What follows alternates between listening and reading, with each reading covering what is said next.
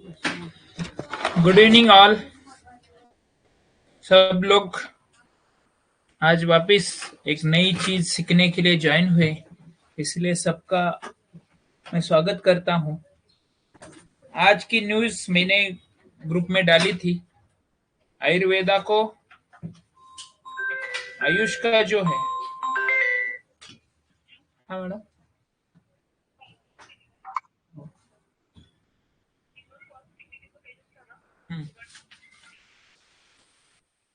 क्या होता है,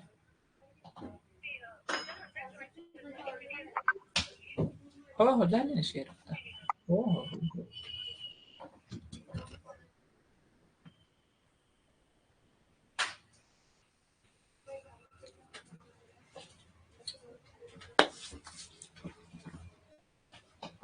आज की न्यूज सबने पढ़ी होगी, मैंने ग्रुप में शेयर की थी। जो लोग हिंदी है वो मराठी पढ़ नहीं सकते, इसलिए उनके लिए बता रहा हूँ। आयुर्वेदा का आईसीडी कोडिंग हो गया है। हमें लगता है ये आईसीडी कोडिंग होना इतना बड़ी क्या बात है, लेकिन आप अगर आगे जाके इसके बारे में सोचते हो तो आईसीडी कोडिंग की वजह से हमारे यहाँ पे जो भी इंश्योरेंस सेक्टर ऑन होने वाला है, वो सबसे ज्यादा इंश्योरेंस सेक्टर इसमें ऑन होने वाला है। तो इसके वजह से हम आगे जाके जो प्रैक्टिस करने वाले हैं, वो लास्ट टाइम ही मैंने आपको बताया कि हमारी प्रैक्टिस करते वक्त हमें आयुर्वेदा की ही प्रैक्टिस क्यों करना है। इसके साथ आयुर्वेदा को प्रैक्टिस करते वक्त हमें उसके लिए जो भी आज एलोपैथी के हॉस्पिटल अगर देखेंगे तो इंश्योरेंस पे कोई कोई स्कीम्स पे ये बड़े हो रहे हैं, लेकिन आयुर्वेदा में ना कोई इंश्योरेंस था ना कोई स्कीम था। लेकिन अभी ये 2-4 साल में आप देखेंगे अपडेट्स, तो काफी चीजें इसमें बदलाव हुई है। इसमें इंश्योरेंस सेक्टर ऑन हुआ है, उसमें कैशलेस बेनिफिट भी मिल रहा था, लेकिन उसमें और एक थोड़ी सी दिक्कत थी, वो थी कि हमें एलोपैथी डायग्नोसिस देके उसका आईसीडी कोड देके फिर आयुर्वेदा की ट्रीटमेंट करनी पड़ती थी। लेकिन अभी जो है, आज का जो डिसीजन है या आज का जो न्यूज है, वो है कि हम आयुर्वेदा के हिसाब से पेशेंट को डायग्नोस कर सकते हैं, आयुर्वेदा का डायग्नोसिस डाल सकते हैं, और आयुर्वेदा का डायग्नोसिस डाल के हम पेशेंट्स को प्रॉपर ट्रीटमेंट प्लान जो आयुर्वेदा में मेंशन है, बुक्स में मेंशन है, वो दे सकते हैं। उसके लिए पेशेंट्स को इंश्योरेंस एक्शंस ऑन हो सकता है। अभी तो स्टार्टअप है, थोड़ा टाइम भी लगेगा इसको, लेकिन स्टार्टअप होना बहुत इंपॉर्टेंट है। तो आपको भी अभी ये सब में जुड़ना है, समझना है हमें आयुर्वेद प्रैक्टिस कैसी करनी है। आपको ज्यादा ज्ञान नहीं मिला होगा, ना कॉलेज से मिला होगा या ना कोई गुरु से आपको सीखने को मिला होगा, लेकिन ये अच्छा अवसर है, इसलिए हमने आपको वो मास्टर कोर्स इन आयुर्वेदा लाया है। इसमें आपको आयुर्वेदा का ए टू जेड सीखने को मिलेगा, बेसिक बेसिक सीखने को मिलेगा। इससे क्या होगा, आप पेशेंट्स को अच्छी तरह से ट्रीटमेंट प्लान कर सकते हैं, पंचकर्मा प्लान कर सकते हैं, और आगे जाके आपका खुद का हॉस्पिटल हो आयुर्वेदा का, और वही हॉस्पिटल्स में ये सब सुविधाएं हो, जिसमें इंश्योरेंस हो, जिसमें बाकी सीजीएचएस हो, ईसीएचएस हो, ये सब सुविधाएं आपके भी हॉस्पिटल में हो। इसके लिए आगे भी हम आपको इसमें मदद करेंगे। तो आज फिलहाल हम जानते हैं कि पेशेंट्स को डायग्नोस कैसा करना है और उसका ट्रीटमेंट देने के लिए हमें किस किस के बारे में सोचना है, ये थोड़ा सा हम जान लेते हैं। गुड इवनिंग ऑल, सबके जिसने मैसेज किया है, जो जो ज्वाइन हुए हैं वो थोड़ा सा मैसेज करके, वो ये जो लेक्चर में है वो प्रेजेंट है, इसके बारे में डाल सकते हैं। कोई क्वेश्चंस रहेगा वो भी आप डाल सकते हैं। अभी हम थोड़ा सा फिलहाल स्टार्टअप करते हैं। आयुर्वेद के बारे में हमारी जो भगवान धन्वंतरी है, जो आयुर्वेद को वक्त देता है या आयुर्वेद के ऊपर विश्वास रखता है, उसको धन्वंतरी भी भर भरा के देते हैं। उसकी पूजन करना हमारा सबका कर्तव्य है। आज दिन भर आपके दिमाग में जो भी कुछ चल रहा था उसको पूर्ण विराम दो, 2 मिनट आंखें बंद कर दो, और जो भी चल रहा है उसको पूर्ण विराम दे के धन्वंतरी जी की प्रार्थना करेंगे और हम आगे जाएंगे।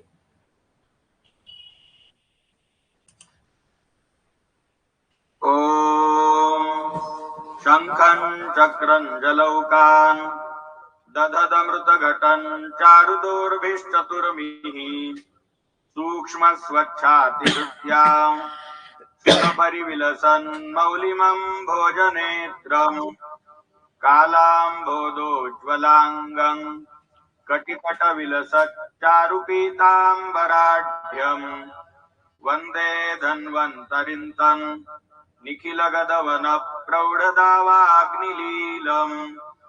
ॐ धन्वन्तरये नमः। अमृतकलशहस्ताय सर्वभयविनाशाय सर्वरोगनिवारणाय त्रिलोकपथाय त्रिलोकनाथाय श्रीमहाविष्णुस्वरूप श्रीधन्वन्तरी स्वरूप श्री श्री श्री औषधचक्रनारायणाय नमः। ओम शांति शांति शांति ही। शंखं गुरुवर्य वैद्य प्रशी पवार सर, वैद्य त्रिलोक दोपेश्वरकर सर, वैद्य संतोष सूर्यवंशी सर, मेरे आदरणीय गुरुवर्य वैद्य समीर जमदग्नि सर, वैद्य रामदास आव्हाड सर, वैद्य उदय कुलकर्णी सर, इन सबको तहे दिल से नमन करता हूँ। निर्विकार आयुर्वेद, इसके वजह से आज मैं आपके सामने हूँ। इसको नमन करके आगे चलते हैं। आज का लेक्चर का जो डिसीज है, how to diagnose the patient and how to plan the treatments. Ayurveda में सबको लगता है, बहुत सारे वैद्य रहते हैं, उनको ऐसे लगता है सिर्फ एक ही परीक्षा है, वो है नाड़ी परीक्षा, और इसके अलावा और कोई परीक्षा नहीं। जिसको नाड़ी आती है वही आयुर्वेद प्रैक्टिस कर सकता है, जिसको नाड़ी आती नहीं वो आयुर्वेद की प्रैक्टिस अच्छी तरह से नहीं कर सकता, ऐसा बहुत सारे लोगों का मानना है। लेकिन जब योग रत्नाकर ने आयुर्वेद की परीक्षा, रोगी की परीक्षा करने को बोला, तो नाड़ी, मल, मूत्र, जिह्वा, शब्द, स्पर्श, द्रुक, आकृति, ये 8 चीजों को सबसे ज्यादा इंपॉर्टेंस दिया। आपको एक बार नाड़ी नहीं समझ में आई तो भी चलेगा, लेकिन ये जो बाकी की 8 चीजें हैं उसके ऊपर आपका अच्छा ध्यान होना चाहिए, ऐसा मुझे लगता है। नाड़ी में आपको सिर्फ वात, पित्त, कफ इतना ही पता चला, वो भी बहुत है, उससे ज्यादा आपको पता चलने की ज्यादा भी जरूरत नहीं है।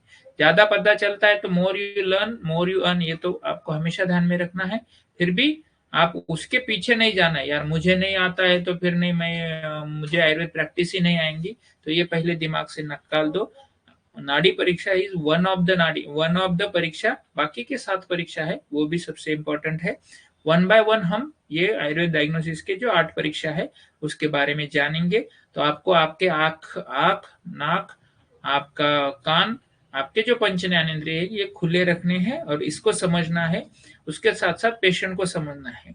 जब पेशेंट सिर्फ सिम्टम्स बताता है तो सिर्फ उसके सिम्टम्स के ऊपर निर्भर नहीं रहना है, उसके साथ साथ वो उसको नाड़ी परीक्षा है, जिह्वा परीक्षा है, नेत्र परीक्षा है, त्वक परीक्षा है, उसका मल परीक्षा है, मूत्र परीक्षा है, वो बोलता कैसा है, वो दिखने में कैसा है, ये सब आपको जानना है ताकि आप पेशेंट्स को अच्छी तरह से डायग्नोस कर सके। क्योंकि आयुर्वेदा में पुरुषम पुरुषम विक्षम ये बोला हुआ है, मतलब हर एक आदमी अलग होता है। अगर उसके 2 आदमी के साइटिका के सेम सिम्टम्स लेके आता है फिर भी उसकी ट्रीटमेंट का प्लान अलग हो सकता है, उसके डाइट के ऊपर, डाइजेशन के ऊपर, यूरिन के ऊपर, ये सब हमें डिसाइड करके ही उसका ट्रीटमेंट प्लान करना है, को जानना है। जितना आप अच्छी तरह से उसको डायग्नोस करेंगे उतने आप अच्छी तरह से उसको ट्रीट कर सकेंगे।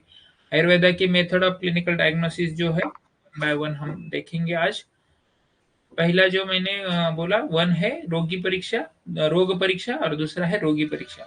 रोग परीक्षा मतलब हमें उस रोग के बारे में जानना है, उसकी शुरुआत कैसी हुई थी, उसका प्रोग्रेस कैसा हुआ था, अभी पेशेंट्स को क्या क्या लक्षण है, मतलब आयुर्वेदा ने जैसे पूर्व रूप, किससे उसको अच्छा लगता है, किससे उसको तकलीफ होती है, उपशय अनुपशय है, उसकी संप्राप्ति कैसी हुई थी, ये आपको सब जानना है। तब जाके आप अच्छी तरह से आयुर्वेदा की ट्रीटमेंट कर सकेंगे। जितना हो सके उतना, अभी फिलहाल तो शुरू में जितना हो सके उतना इसको जानते जाना है, और उसके बाद में आपको, आप जैसे जैसे ज्यादा पेशेंट देखने लगेंगे वैसे वैसे आपको ये अच्छी तरह से पता चलेगा। उसके बाद है रोगी परीक्षा। रोग आजकल एलोपैथी में अगर आप देखते हो या यहाँ पे कोई एलोपैथी प्रैक्टिस करने वाले रहेंगे तो आज सिर्फ रोग की परीक्षा हो रही है, फिर उसको डायग्नोसिस हो रहा है, डायग्नोसिस के लिए डायग्नोसिस टूल्स यूज किए जा रहे हैं और उसके ऊपर पेशेंट्स को ट्रीटमेंट दी जा रही है। लेकिन हम देखते हैं कि हर एक पेशेंट को सेम ट्रीटमेंट देके भी वो हर एक पेशेंट सेम तरीके से ठीक नहीं होता है। कोई 2 दिन में ठीक होता है, कोई किसी को 10-12 दिन लगते हैं। इसका मतलब क्या है? क्योंकि जो दवाई दी जा रही थी या जो भी उसको बताया जा रहा था, वो रोगी की परीक्षा बिना किए हुए ये जाना जाता था। इसके लिए मैं हमेशा कोविड का एग्जांपल दे देता हूँ। देखो, कोविड आया, हर एक को सेम वायरस ने इन्फेक्ट किया, लेकिन हर एक की सिम्टम्स अलग थी। कोई सीवियर में था, कोई मॉडरेट में था, कोई माइल्ड में था, और किसी को सिम्टम्स ही नहीं, उसके बॉडी में कोविड का वायरस दिखने का, लेकिन उसको कोई भी सिम्टम्स नहीं होने की। तो इसका मतलब क्या है? जब तक वो रोगी में ये प्रॉब्लम्स नहीं होता है, उसकी इम्यूनिटी डाउन नहीं होती, उसकी बॉडी उस वायरस को जब तक अटैक उसको सपोर्ट नहीं करती, तब तक उसको कोई भी सिम्टम्स नहीं होता है। इसलिए हमें रोगी की परीक्षा भी करना बहुत इंपॉर्टेंट है, ना सिर्फ रोग की परीक्षा करना है। तो हम रोगी की परीक्षा कैसे जानते हैं? जैसे मैंने बताया कि इसके वजह क्या हुई है।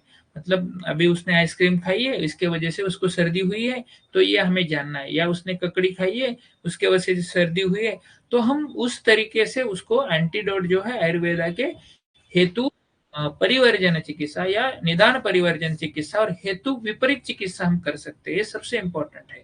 अगर कोई अम्ल गुण का खाके उसको एसिडिटी बन जाती है, तो उसको क्षार गुण का कोई भी चीज हम देते हैं तो उसका एसिडिटी कम हो जाती है। ये सिंपल एग्जांपल है। या दही दूध खाके उसको अगर एसिडिटी होती है, तो हम शंख भस्म सिचू ऐसा अगर दवा उसको देते हैं तो उसका एसिडिटी कम हो जाती है। तो हमें ये जानना है कि हमें हेतु विपरीत चिकित्सा कैसी करनी है। अगर कोई घी खा के उसको सर्दी हो जाती है, तो घी का जो एंटीडोट है तक्र है, तो उसको तक्र दे के भी हम उसको उसकी जो भी घी के घृत सेवन से उसको जो भी प्रॉब्लम्स है वो हम सॉल्व कर सकते हैं। इसको बोलते हैं हेतु विपरीत चिकित्सा। तो हम निदान अगर पेशेंट का जानते हैं, अगर हमें पता है ये पेशेंट कंटिन्यूसली गलत तरीके से बैठ रहा है और उसको उसके वजह से उसके बैक में पेन हो रहा है तो हम सीधा सिंपल से उसको अगर सीधा बैठने को बोलते हैं, तो वो पेन अपने आप कम होना शुरू हो जाता है। तो इसको बोलते हैं निदान विपरीत कार्ती चिकित्सा। उसके बाद में पूर्व रूप, कोई भी बीमारी दिखने के पहले वो बॉडी में कुछ तो सिम्टम्स दिखा देती है।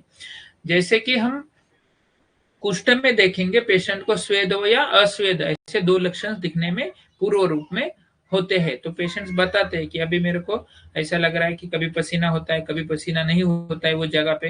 तो ऐसे पूर्व रूप अगर आपको दिखना शुरू हो जाते हैं, तो यही लेके पेशेंट आपके पास आता है, तो आप पूर्व रूप में ही एक आधा पेशेंट को ठीक कर सकते हैं। उसको रूप तक जाने की जरूरत नहीं पड़ेगी। अगर उसको आप ये बता देते हो कि आपका ये जो पूर्व रूप का लक्षण दिख रहा है, अगर इसको आप यहीं पे रोक देते हो, पाउडर ये जो उसको दोषों को यहीं पे अगर रोक देते हो, तो आपका जो आगे जाने का जो बीमारी है वो आगे जाके आपको नहीं हो जाएगी। या अगर उसको समझा देते हो, तो पूर्व रूप में ही एक आधे बीमारी को आप ठीक कर सकते हैं। जैसे कि प्रमेह के पूर्व रूप बताए हुए हैं। प्रमेह के पूर्व में हस्तपाद तल दाह बताया हुआ है। तो वही पेशेंट को अगर हस्तपाद तल दाह होगा हस्तपद पाद ताल दाह हो जाएगा, तो या उसकी दांतों पे चिकन्नता आनी शुरू हो जाएगी। ऐसे सिम्टम्स अगर उसको आप देखते हो, या ज्वर जैसे है, अंगमर्द अगर पेशेंट्स को लगता है, तो पेशेंट्स को बोलो 2 दिन आराम करो, नहीं तो फिर आपको बुखार आ जाएगा। तो ये पेशेंट्स अगर ये आपकी बात सुनता नहीं और उसको बुखार आ जाता है, तो उसको अपने आप पता चलेगा, चलो डॉक्टर को हमारे बारे में काफी या बीमारी के बारे में काफी पता है। तो उसका आपको पूर्व रूप का अच्छी तरह से जानना है। उसके बाद रूप है, पेशेंट्स का जो भी लक्षण दिख रहे हैं वो पूर्व रूप के है या रूप के है, इसको जानना है। उपशय अनुपशय मैंने बता दिया, और ये सब कैसा बॉडी में प्रेजेंट हो रहा है ये भी आपको जानना है।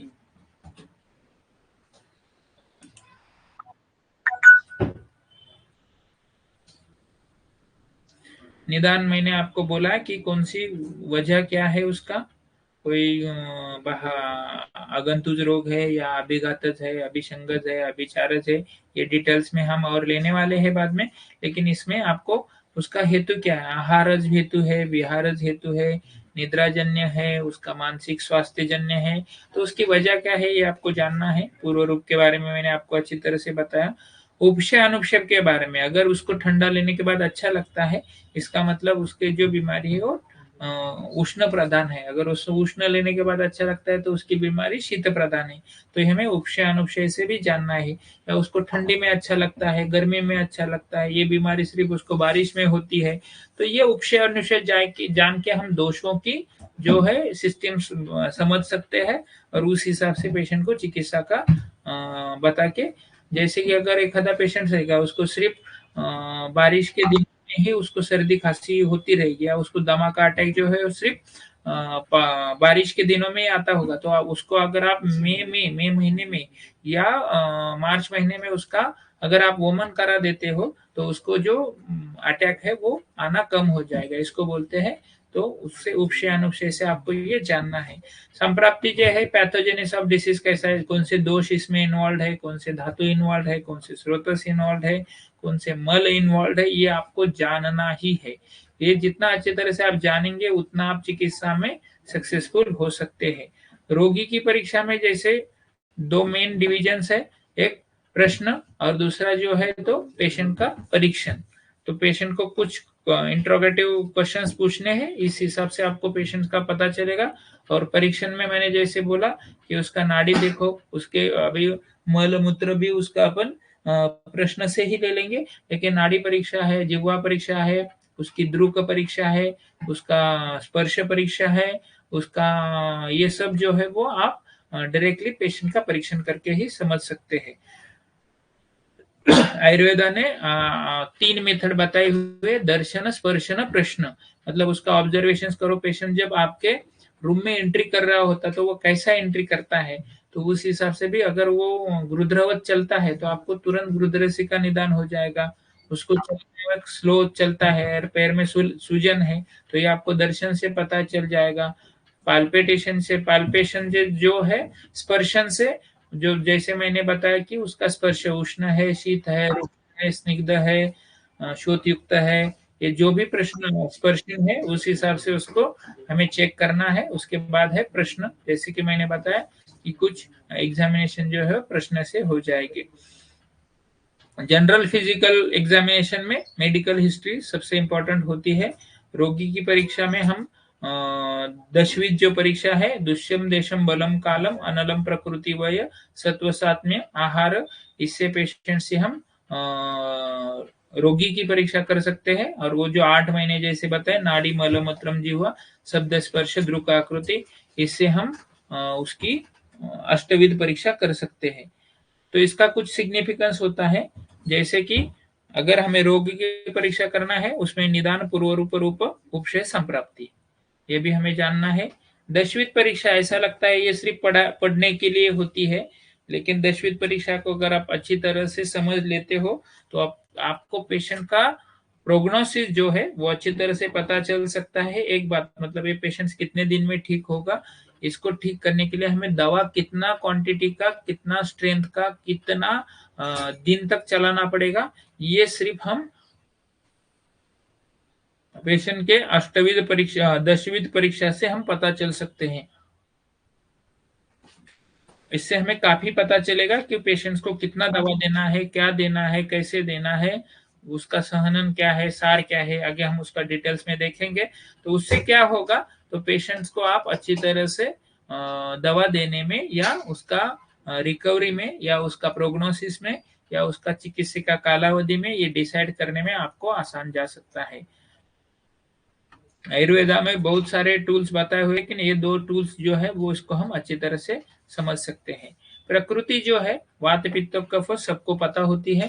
प्रकृति का एक एनालिसिस का चार्ट भी आप बना सकते हो, जिसमें सिंपली अगर कोई वात का रहेगा तो creative, energetic, adaptable, spontaneous, good communicator रहेगा। पित्त का रहेगा तो intelligent, sharp, organise, warm, friendly, leader रहेगा। कफ का जो रहेगा calm, stable, grounded, strong, endurance और केयरिंग। ये छोटे छोटे चीज भी अगर आप देख लेते हो पेशेंट्स के बारे में तो भी आप प्रकृति उसकी जान सकते हो। उसका दिखना कैसा है, बाल कैसे है, आंख कैसे है, बॉडी स्ट्रक्चर कैसा है, इससे भी आपको प्रकृति के बारे में थोड़ा थोड़ा समझ में आ सकता है। क्योंकि प्रकृति इसलिए इंपॉर्टेंट है, अगर वात प्रकृति पेशेंट्स है और उसको वात व्याधि होते हैं तो उसको ठीक करने में कंपैरेटिवली आपको जल्दी फायदा हो जाएगा। अगर पित्त कफ प्रकृति का पेशेंट है और उसको वात व्याधि होते हैं तो वो ठीक करने में उससे साध्य तो है, या हमें ट्रीटमेंट करने के लिए ज्यादा एफर्ट्स जब लेने पड़ेंगे, तब इसमें हमें प्रकृति के बारे में जानना है। आयुर्वेदन में जो हम द्वंद्व प्रकृति जी बताई है वो ज्यादातर हमें दिखती है, इसलिए हमें डोमिनेंस कौन सा है ये देखना है। और ये जो प्रकृति के भेद जो है उससे ऊपर हमें ट्रीटमेंट्स करने में काफी फायदा हो जाता है। इससे मैंने जैसे बताया कि अगर कफ प्रकृति का पेशेंट्स है वो स्ट्रॉन्ग मेडिसिन करेगा, वात प्रकृति का मेडिसिन से वो स्ट्रॉन्ग मेडिसिन कंपैरेटिवली टॉलरेट नहीं करेगा। उसको जो पित्त प्रकृति का पेशेंट है उसको तीक्ष्ण उष्ण द्रव्य जो है वो ज्यादा तरह से उसको टॉलरेट नहीं होगी। इस तरह से प्रकृति जान के हमें उसका फायदा हो सकता है। इसके साथ हम प्रकृति से उसका लाइफ स्पैन जान सकते हैं, स्ट्रेंथ जान सकते हैं, और उसके शरीर में जो भी दोषांग का प्रीडोमिनेंस है वो भी हम अच्छी तरह से जान सकते हैं। प्रकृति से हमें पेशेंट्स की इम्यूनिटी भी काफी पता चल सकती है। अगर कफ प्रकृति का पेशेंट रहेगा तो उसकी कंपैरेटिवली इम्यूनिटी ज्यादा रहेगी, वात प्रकृति की विषम रहेगी, पित्त प्रकृति की मध्यम रहेगी। तो इस चीज से हम उसकी इम्यूनिटी भी पता चल सकते हैं, हेल्थ पता चल सकते हैं। इसके साथ साथ उसका मैंने जैसे बोला कि उसको अभी कौन से प्रकृति का पेशेंट है उसको कौन से डिसीज होने की ज्यादा संभावना है। अगर कफ प्रकृति का पेशेंट रहेगा वो कफवर्धक आहार खाता रहेगा तो उसको कफ रोज रोज होने की ज्यादा संभावना है, और ये सब जब मिल के आएगा तो डिसीज कोई भी ठीक करने में थोड़ा कष्ट साध्य हो सकता है। लेकिन हम कफ प्रकृति का पेशेंट से उसको बताएंगे कि आपको ये चीजों से जल्दी बीमारी हो सकती है, अगर वो ये अवॉइड करता है तो उसको वो बीमारी भी है वो नहीं हो सकती। उसके साथ साथ हम उसका पेशेंट का डोज और सिलेक्शन ऑफ द ड्रग्स, मैंने जैसे बताया कि लाइन ऑफ ट्रीटमेंट और डोज और ड्रग सिलेक्ट करना है तो उसे हमें प्रकृति का काफी इसमें इंपॉर्टेंस होता है। वात प्रकृति के पेशेंट्स को जो है वो उसका विषमाग्नि रहेगा, इसलिए उस हिसाब से उसको हमें दवा देते हुए भी उसके बारे में सोचना है। पित्त प्रकृति का तीक्ष्ण अग्नि रहेगा या कफ प्रकृति का मंदाग्नि रहेगा, तो इस हिसाब से भी अग्नि के हिसाब से भी हमें चिकित्सा में उसका समावेश हमेशा करना ही है। इसलिए प्रकृति सिर्फ आप प्रकृति एनालिसिस करना शुरू कर देंगे तो उसका भी काफी आपके ओपीडी में भी फायदा हो सकता है। अगर आपको वो पेशेंट्स आपके पास कितने दिन रहने वाला है, ये पेशेंट पैसा देने वाला है या डुबाने वाला है, ये भी आपको प्रकृति से पता चल सकता है। तो उसके बारे में अगर आप कॉन्शियस रहेंगे, वात प्रकृति का है वो विषम रहेगा, पित्त प्रकृति का है वो नहीं स्ट्रेट फॉरवर्ड रहेगा, उसको रिजल्ट दो वो आपको पैसे देगा। कफ प्रकृति का देता हूँ देखता हूँ करेंगे होगा ऐसा ही बोलेगा आपके साथ। तो आपको ये ध्यान में रखना है। तो ये आपको मतलब आपके ओपीडी लेवल पे भी ये आपको मैनेजमेंट करने के लिए भी इम्पोर्टेंट होगा। तो उस हिसाब से आपको मतलब ये छोटी चीज बताई लेकिन प्रकृति के बहुत सारे बेनिफिट्स आप इसमें ले सकते हो ऐसा मुझे लगता है। उसके बाद है विकृति। विकृति के बारे में यहाँ पे थोड़ा ही जानेंगे, लेकिन आइडियली ऐसा है कि हमें जब रोग परीक्षा करते हैं तो उसमें विकृति का बहुत बड़ा इंपॉर्टेंस है। तो विकृति में कौन से दोष इन्वॉल्व है, कौन सा धातु इन्वॉल्व है, कौन से स्रोत इन्वॉल्व है, कौन से मल इन्वॉल्व है, ये हमें अच्छी तरह से उसमें जानना ही है। तो इसके जो सिंपल चीजें हैं तो वो हमें दोष दुष्य प्रकृति देश काल बल मैंने जैसे बताया वो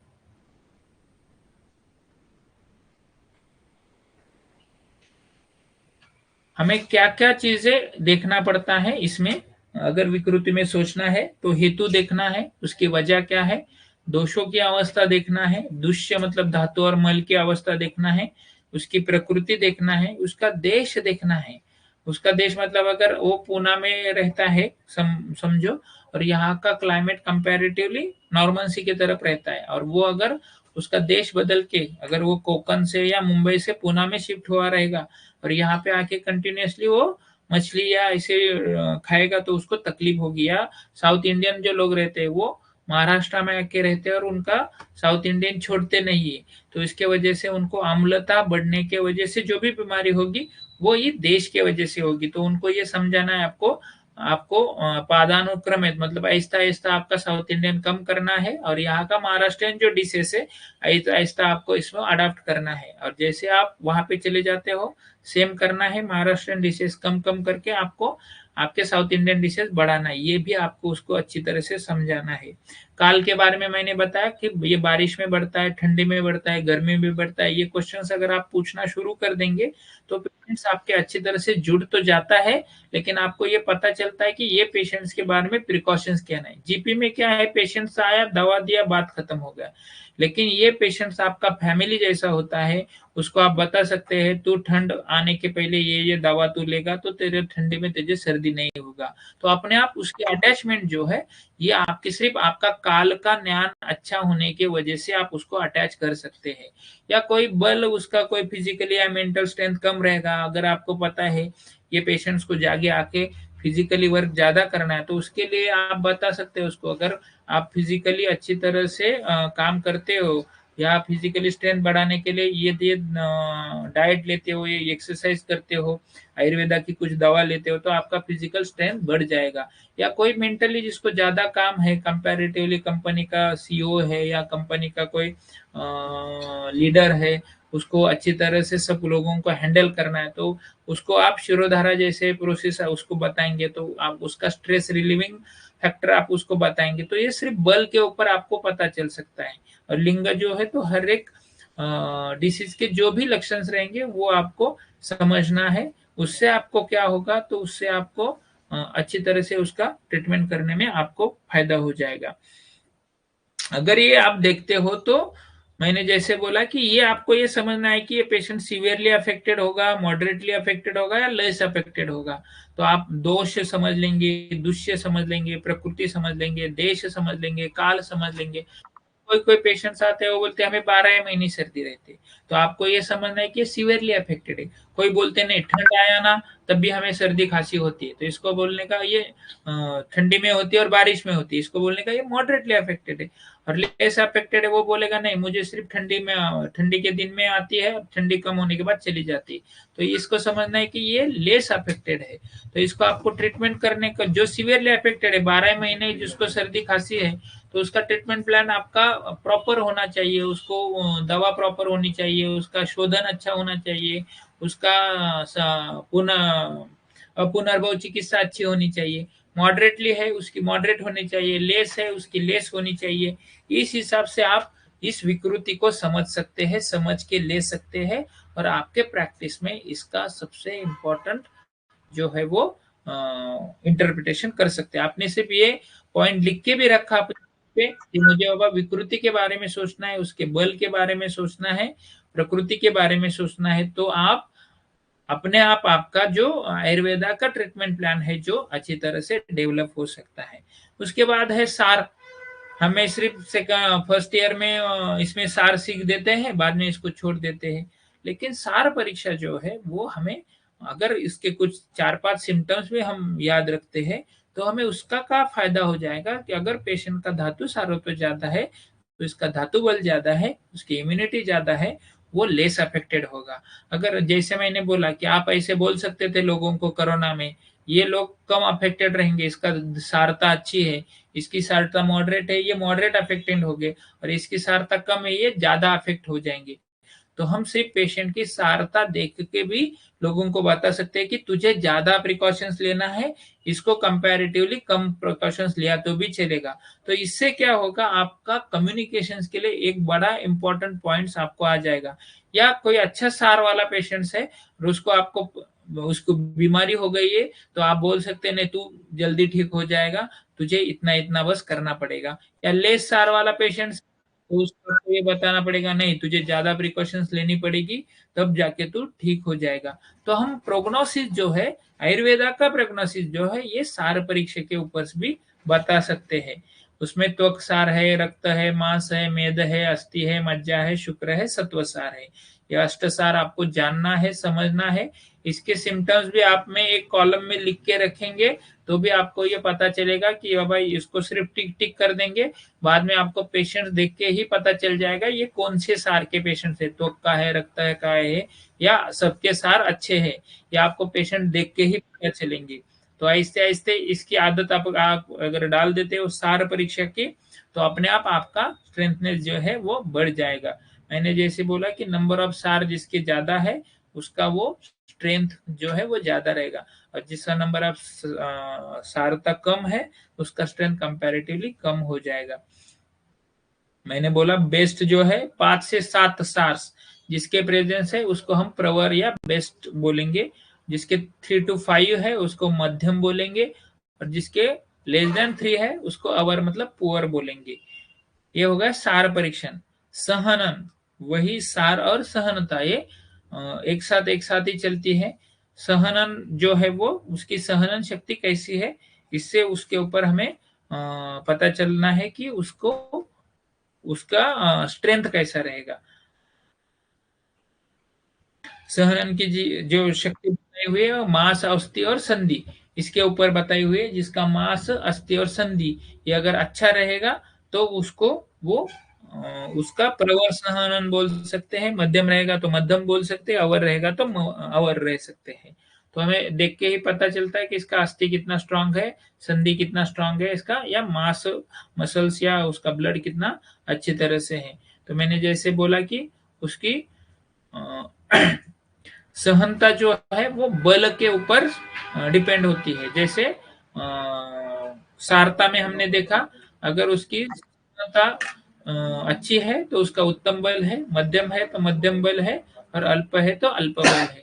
ये भी आपको किससे जानना है सहनता, उसका अस्थि, उसका संधि और उसके मांसपेशी के ऊपर आपको ये जानना है। उसके बाद टाइप ऑफ प्रवर, मध्यम प्रवर, symmetrical and well demarcated bone, well developed joints, well bound muscles and blood, strong built, good strength। प्रवर सहनता मॉडरेट माइल्ड, ये इसको आपको समझना है, जानना है। उसके बाद है प्रमाण एंड समानता, जो थोड़ा सा हम इसको क्या बोलते हैं अल्टर्ड भी करके लेते हैं। जिसका बॉडी मास इंडेक्स 18 से लेके 25 तक रहता है उसको प्रवर बोलेंगे। जिसका मध्यम जो है वो 16 से लेके 18 तक रहेगा, या 25 से ऊपर 30 तक या 35 तक रहेगा, या जिसका अवर है वो बिलो 16 रहेगा या अबव 30 रहेगा। तो इससे भी हम बॉडी मास इंडेक्स, अभी तो बीएमआई कैलकुलेट करना इतना आसान हो गया है, बीएमआई कैलकुलेटर ऑनलाइन अवेलेबल है, उसका हाइट डालो, वेट डालो और एज डालो तो आपको उसका बॉडी मास इंडेक्स तुरंत मिल जाता है। इसको भी आपको सहनता जो है इससे तुरंत आपको पता चलेगी कि इसका बॉडी मास इंडेक्स में अगर ये रहेगा तो इसकी सहनता अच्छी है नहीं है, इसके ऊपर आप उसका बल डिसाइड कर सकते हैं। उसके बाद है प्रमाण। आयुर्वेदा में शरीर के प्रमाण दिए हुए, उसका हाइट है, लेंथ है, सरकमफरेंस है या ब्रेथ है, यह हमें जानना है। इस तरीके से हमें अगर उसके प्रमाण के ऊपर भी अगर बीएमआई भी अच्छा रहेगा फिर भी हमें उसका प्रमाण भी जानना है। उससे हमें पेशेंट्स का, मैंने जैसे बोला कि उसकी स्थिरता जो है, स्ट्रेंथ है जो है, बल है, इससे हमें पता चल सकता है। सहन प्रमाण के लिए मतलब जो हमारे अष्टोनिंदित तो पुरुष बताए हुए अति स्थूल, अति कार्श, अति दीर्घ, अति रस्व, ये सब जो है वो हमारे इस प्रमाण में आ जाते हैं। ये जो अष्टोनिंदित है वो कंपैरेटिव की इनकी स्ट्रेंथ, बल, इम्यूनिटी ये सब कम रहेगी, और जो अष्टोनिंदित नहीं है उनकी जो है बल ये कम रहेगी।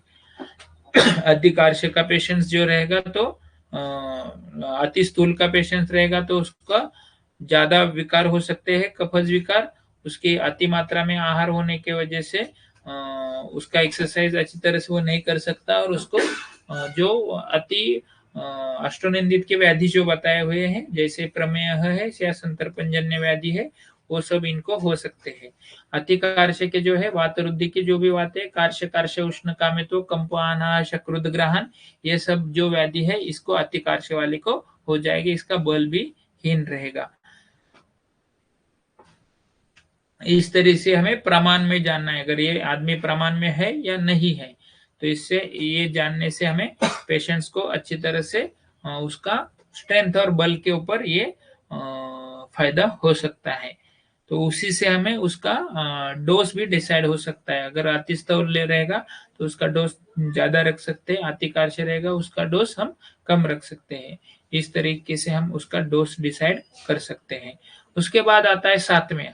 अभी बहुत सारे ऐसे पेशेंट्स रहते हैं कि वो कंटिन्यूअसली मतलब अगर राजस्थान और यहाँ के अगर लोग देखेंगे तो कंटिन्यूअसली वो दही छाछ लेते हैं, लेकिन उनको तकलीफ कुछ नहीं होती। और हमारे पास आने के बाद बहुत सारे आयुर्वेदिक वैद्य, उनको मतलब दही से क्या दुश्मनी है पता नहीं, लेकिन वो आने के बाद तुरंत बोल देंगे आपका दही बंद कर दो। तो ऐसा नहीं करना है, पहले उसको जानना है ये जो बीमारी उसको हुई है उसकी वजह एक्चुअल दही है क्या, या दही के अभिसंध से उसको ये बीमारी हुई क्या, ये पहले जानना है। और दही लेने के जो भी रूल्स है उसको एक बार समझाना है कि दही लेने के आप मुद्दक यूज के साथ ले सकते हैं, आमलकी के साथ ले सकते हैं, खंड शर्करा के साथ ले सकते हैं, दिन में ले सकते हैं, रात को आपको नहीं लेना है। ये अगर रूल्स आप एक बार उसको बता देते हैं तो वो पेशेंट्स आपसे जुड़ जाएगा, टिका रहेगा। क्योंकि आप कोई राजस्थानी को बोलेंगे तुझे दूध दही नहीं लेना है तो वो ज्यादा दिन आपके पास ट्रीटमेंट नहीं लेगा, वो कुछ दिन बाद ट्रीटमेंट छोड़ देगा। ये हमारा आज तक का एक्सपीरियंस है। तो उसको हम जो है कि तू दूध कुछ दिन बाद ले सकता है, दही कुछ दिन बाद खा सकता है, छाछ ले सकता है, ये अगर हम उसकी प्रकृति, उसकी विकृति मतलब उसका बीमारी देखिए उसको बता देते हैं तो वो अपने आप आपकी सात्म्यता जो है वो भी समझ में आती है। सॉरी। उसके साथ साथ और जो चीजें हैं, बहुत सारे लोगों को सिर्फ नमकीन ही पसंद होता है, खट्टा पसंद होता है, बहुत सारे लोगों को तीखा पसंद होता है, बहुत सारे लोगों को सिर्फ मीठा पसंद होता है। तो इसके वजह से जो भी बीमारियां बढ़ती है तो ये भी आपको जानना है। अगर वो सर्व रस साथ में मतलब सब रस अगर वो खाता है, क्योंकि हमारे आयुर्वेद में षड रस जो है वो सर्व पोषक बताए हुए, तो अगर वो षड रस खाता है तो इससे भी उसको फायदा हो जाएगा। ये भी आपको ध्यान में रखना है। इससे मैंने जैसे बोला कि अगर उसका प्रवाह साथ में है, घी है, मिल्क है, ऑयल है, मीट सूप है, उसके जो 6 टेस्ट है वो अच्छी तरह से उसको डाइजेस्ट होते हैं, उससे कोई तकलीफ नहीं होता। या मध्यम सात्विक लोगों को थोड़ा कम हो जाएगा, 2-3 ही वैरायटी के चीजें चलेंगी। अवर सात्विक को एक आधी चीज चलेंगी, बाकी चीज से उसको तकलीफ होगी। तो इससे हमें पेशेंट्स को ट्रीटमेंट बताते वक्त और उसका आहार जो है डिजाइन करना, ये 7वें परीक्षा से हमें इजी होता है। उसके बाद जो टाइप मैंने जैसे बोला, उत्तम साथ में जो है उसको सर्व रस साथ में रहेंगे, कोई भी चीज नमकीन खाया तकलीफ हुआ ऐसा नहीं होगा। उसके साथ मध्यम बल जो है या मध्यम साथ में जो है उसको 3 से 4 रस जो है वो साथ में रहेंगे, और अल्प साथ में वाले को एक आधा ही रस साथ में रहेगा, बाकी रस से उसको तकलीफ होती होगी। तो ये भी आपको जानना है। साथ में के बारे में हमेशा ये सोचना है कि उसको एडवाइस करते वक्त आपको आहिस्ता आहिस्ता उसका जो गलत चीज है वो आहिस्ता आहिस्ता कम करना है, और अच्छी चीज है वो आहिस्ता आहिस्ता बढ़ाना है। जैसे कि एक आधा पेशेंट दारू पीता रहेगा तो उसका एंटीडोट दूध है, तो उसको जो है दारू कम कम करके दूध जो है आहिस्ता आहिस्ता बढ़ाना है। ऐसे अगर आप करते हो तो उसका जो है लिवर अच्छी तरह से कंपनसेट कर पाता है, और उसकी जो विष शरीर में गया हुआ है विष का, वो दूध से या घी से उसका विष नाशक चिकित्सा होती है। अभी हमारे हॉस्पिटल में एक लिवर सिरोसिस का पेशेंट है, लेकिन अभी उसका 7वां दिन है, लेकिन उसमें काफी इंप्रूवमेंट नजर आ रही है। तो हम वही करते हैं कि उसको तो उसने दारू छोड़ के 1-1.5 महीना हुआ है, लेकिन अभी उसको आहिस्ता आहिस्ता हम अगर दूध से शुरू में आया तो उसका अग्निमांद्य था, अच्छी तरह से वो मतलब दवा भी उसको डाइजेस्ट नहीं होती थी, तो पहले उसको थोड़ा सा दीपन पाचन दिया। ज्यादा उसमें दीपन हम दे नहीं सकते क्योंकि ऑलरेडी पित्त प्रकृति के ये लोग रहते हैं, या पित्त वर्धन के, पित्त प्रकृति से ज्यादा पित्त दूषित अवस्था में या बल अवस्था में ज्यादा रहता है। तो उसको आहिस्ते आहिस्ते फिर हमने अभी दूध पे शिफ्ट किया, दूध के साथ उसको अभी घी देना भी शुरू कर दिया। 7वां दिन है, he is getting good result. तो ऐसा ही इस तरीके से हमें वो शराब को बंद करके आहिस्ते आहिस्ते उसको दूध या घी पे शिफ्ट करना है। तो ये ऐसा 7वें के बारे में आपको सोचना है। अगर एक आधे पेशेंट्स को लवण ज्यादा पसंद रहेगा या लवण ही खाता रहेगा तो उसको आहिस्ते आहिस्ते क्षार देना शुरू कर दो। तो लवण और क्षार मिक्स होते मधुर रस बनता है, और उसके व्याधि जो है वो नाइसा होना शुरू हो जाएंगे। आज अगर आप देखते हो ज्यादा से पेशेंट एसिडिक, जो नमकीन तीखा और खट्टा ज्यादा खाते हैं, तो उनको कड़वा कसेला और मीठा ये ज्यादा देने को आहिस्ते आहिस्ते शुरू कर दो, तो वो बराबर उसका बैलेंसिंग करना शुरू हो जाता है। हमारे यहाँ पे कुछ रस के विरुद्ध भी बताए हुए, मतलब कौन से रस, मतलब जैसे मैंने बोला लवण का जो विरुद्ध रस जो है अम्ल विरुद्ध रस है। तो इस तरीके से आप पेशेंट्स को बैलेंस में काम कर सकते हैं, उससे काफी रिजल्ट्स आपको अच्छी तरह से आ जाएंगे। ये भी आपको जानना है।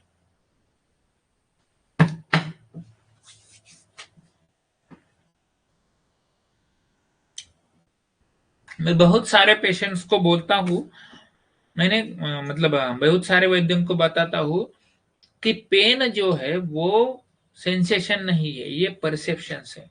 किसी को देखो बहुत पेन होता है लेकिन वो बताएगा बताएगा नहीं थोड़ा ही हो रहा है, अपने को दिखता है इसका नर्व कंप्रेशन है, इसको मसल अकड़े हुए, लेकिन इसको तो ज्यादा पेन होना चाहिए, लेकिन वो बताता नहीं थोड़ा ये उसका सत्व अच्छा है। कोई देखेंगे उसका मतलब डिश में पूरी तरह से बल्ज भी डेवलप नहीं हुआ है, लेकिन वो बोलेगा सीवियर पेन है, मैं बैठ नहीं सकता, मैं उठ नहीं सकता, मैं चल नहीं सकता, तो इसका मतलब उसका सत्व जो है आवर है। और जो मध्यम सत्व के लोग रहते हैं वो कंपैरेटिवली मीडियम होते हैं। ज्यादा दर्द हुआ तो ही बताएंगे ज्यादा हो रहा है, कम हुआ तो बताएंगे कम हो रहा है। तो सत्व से आपको क्या होता है कि उस पेशेंट को कितना टाइम देना है, कितना काउंसलिंग करना है, कितना समझाना है, इसके ऊपर सत्व हमें जानना है, उससे काफी रिजल्ट जो है वो निर्भर करते हैं। क्योंकि पेशेंट का सत्व आपने अगर जब समझ लिया, प्रवर सत्व वाले पेशेंट्स को आपको रिजल्ट ही देना पड़ता है, ये ध्यान में रखना। देखो मैंने क्या वर्ड यूज किया है, मैंने अवर सत्व को नहीं बोला, प्रवर सत्व वाले पेशेंट को रिजल्ट देना पड़ता है। क्यों? क्योंकि वो ज्यादा तकलीफ होने के बाद ही आपके पास आएगा, तब तक वो नहीं आएगा। इसलिए उसको वो जो तकलीफ है उसका निवारण आपको करना ही करना है।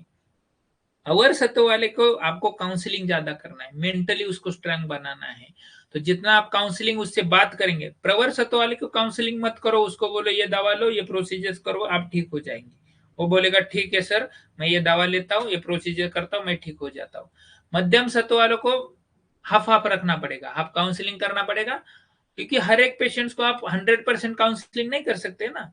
आपके पास अभी 20-20 नए पेशेंट आ रहे होंगे एक दिन में, तो 20 पेशेंट्स को आपको कौन से पेशेंट को काउंसलिंग ज्यादा करना है, कौन सी को कम करना है, कौन सी को किसी को करना ही नहीं, ये डिसाइड करना होगा ना आगे जाके। तो ये आपको अभी से ही ये जानना है कि इसका मध्यम सत्व है, इसको थोड़ा काउंसलिंग थोड़ा मेडिसिन की जरूरत है। अवर सत्व इसको ज्यादा काउंसलिंग थोड़ा मेडिसिन की जरूरत है। ये अगर आप समझ लेते हो तो आपकी प्रैक्टिस जो है चलने में सबसे ज्यादा फायदा होता है। मतलब सत्व को इस तरीके से भी समझना है। प्रवर मैंने बोला कि स्ट्रांग रहेगा, मध्यम मॉडरेट रहेगा, और अवर अल्प रहेगा। मैंने उसके एग्जाम्पल भी आपको दे दिए, समझा भी दिया। उसके साथ है आहार शक्ति, ये भी इंपॉर्टेंट होते। आहार शक्ति आहार शक्ति कैसी पहचानी जाती है? आहार शक्ति अभ्यवरण शक्त्या जरण शक्त्याचे परिचय, मतलब उसकी इनटेक ऑफ फूड, उसका और डाइजेशन ऑफ फूड, ये हमें दोनों भी देखना है। इसलिए हम पेशेंट्स को जब पूछते हैं तो कितनी चपाती खाता है, कितनी सब्जी खाता है, ये पूछते हैं, तो इससे हमें अभ्यवरण शक्ति जानी जाती है। और जरण शक्ति क्या?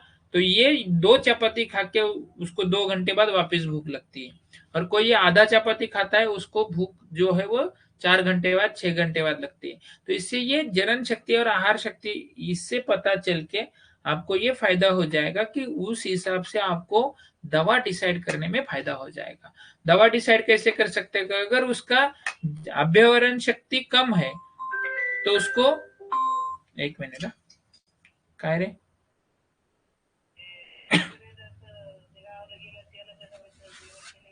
मी नाही केलं, मी नाही. हो हो, ते पाठव मला, पाठव. अभ्यवरण शक्ति से आपको उसका इंटेक मतलब उसको दीपन अच्छा करना होगा, जरण शक्ति से उसका पाचन अच्छा करना होगा। अगर उसकी अभ्यवरण शक्ति ही कम है तो आपको समझना है कि इसको दीपन द्रव्य की ज्यादा जरूरत है। अगर उसकी जरण शक्ति कम है तो आपको पाचन द्रव्य की ज्यादा, मतलब कौन सा ड्रग कहाँ पे यूज करना है ये सिर्फ इसके ऊपर आप डिसाइड कर सकते हैं। इसको देखो, सब द्रव्य कुछ दीपनीय गण है, पाचनीय गण है, तो कौन सा दीपनीय भी देना है, पाचनीय देना है, या थोड़ा दीपनीय देके थोड़ा पाचनीय देना है, ये भी आपको डिसाइड करना होता है ना ट्रीटमेंट में। तो ये डिसाइड करने के लिए आपको आहार शक्ति जानना ही है, तो उसको ये पूछना ही है।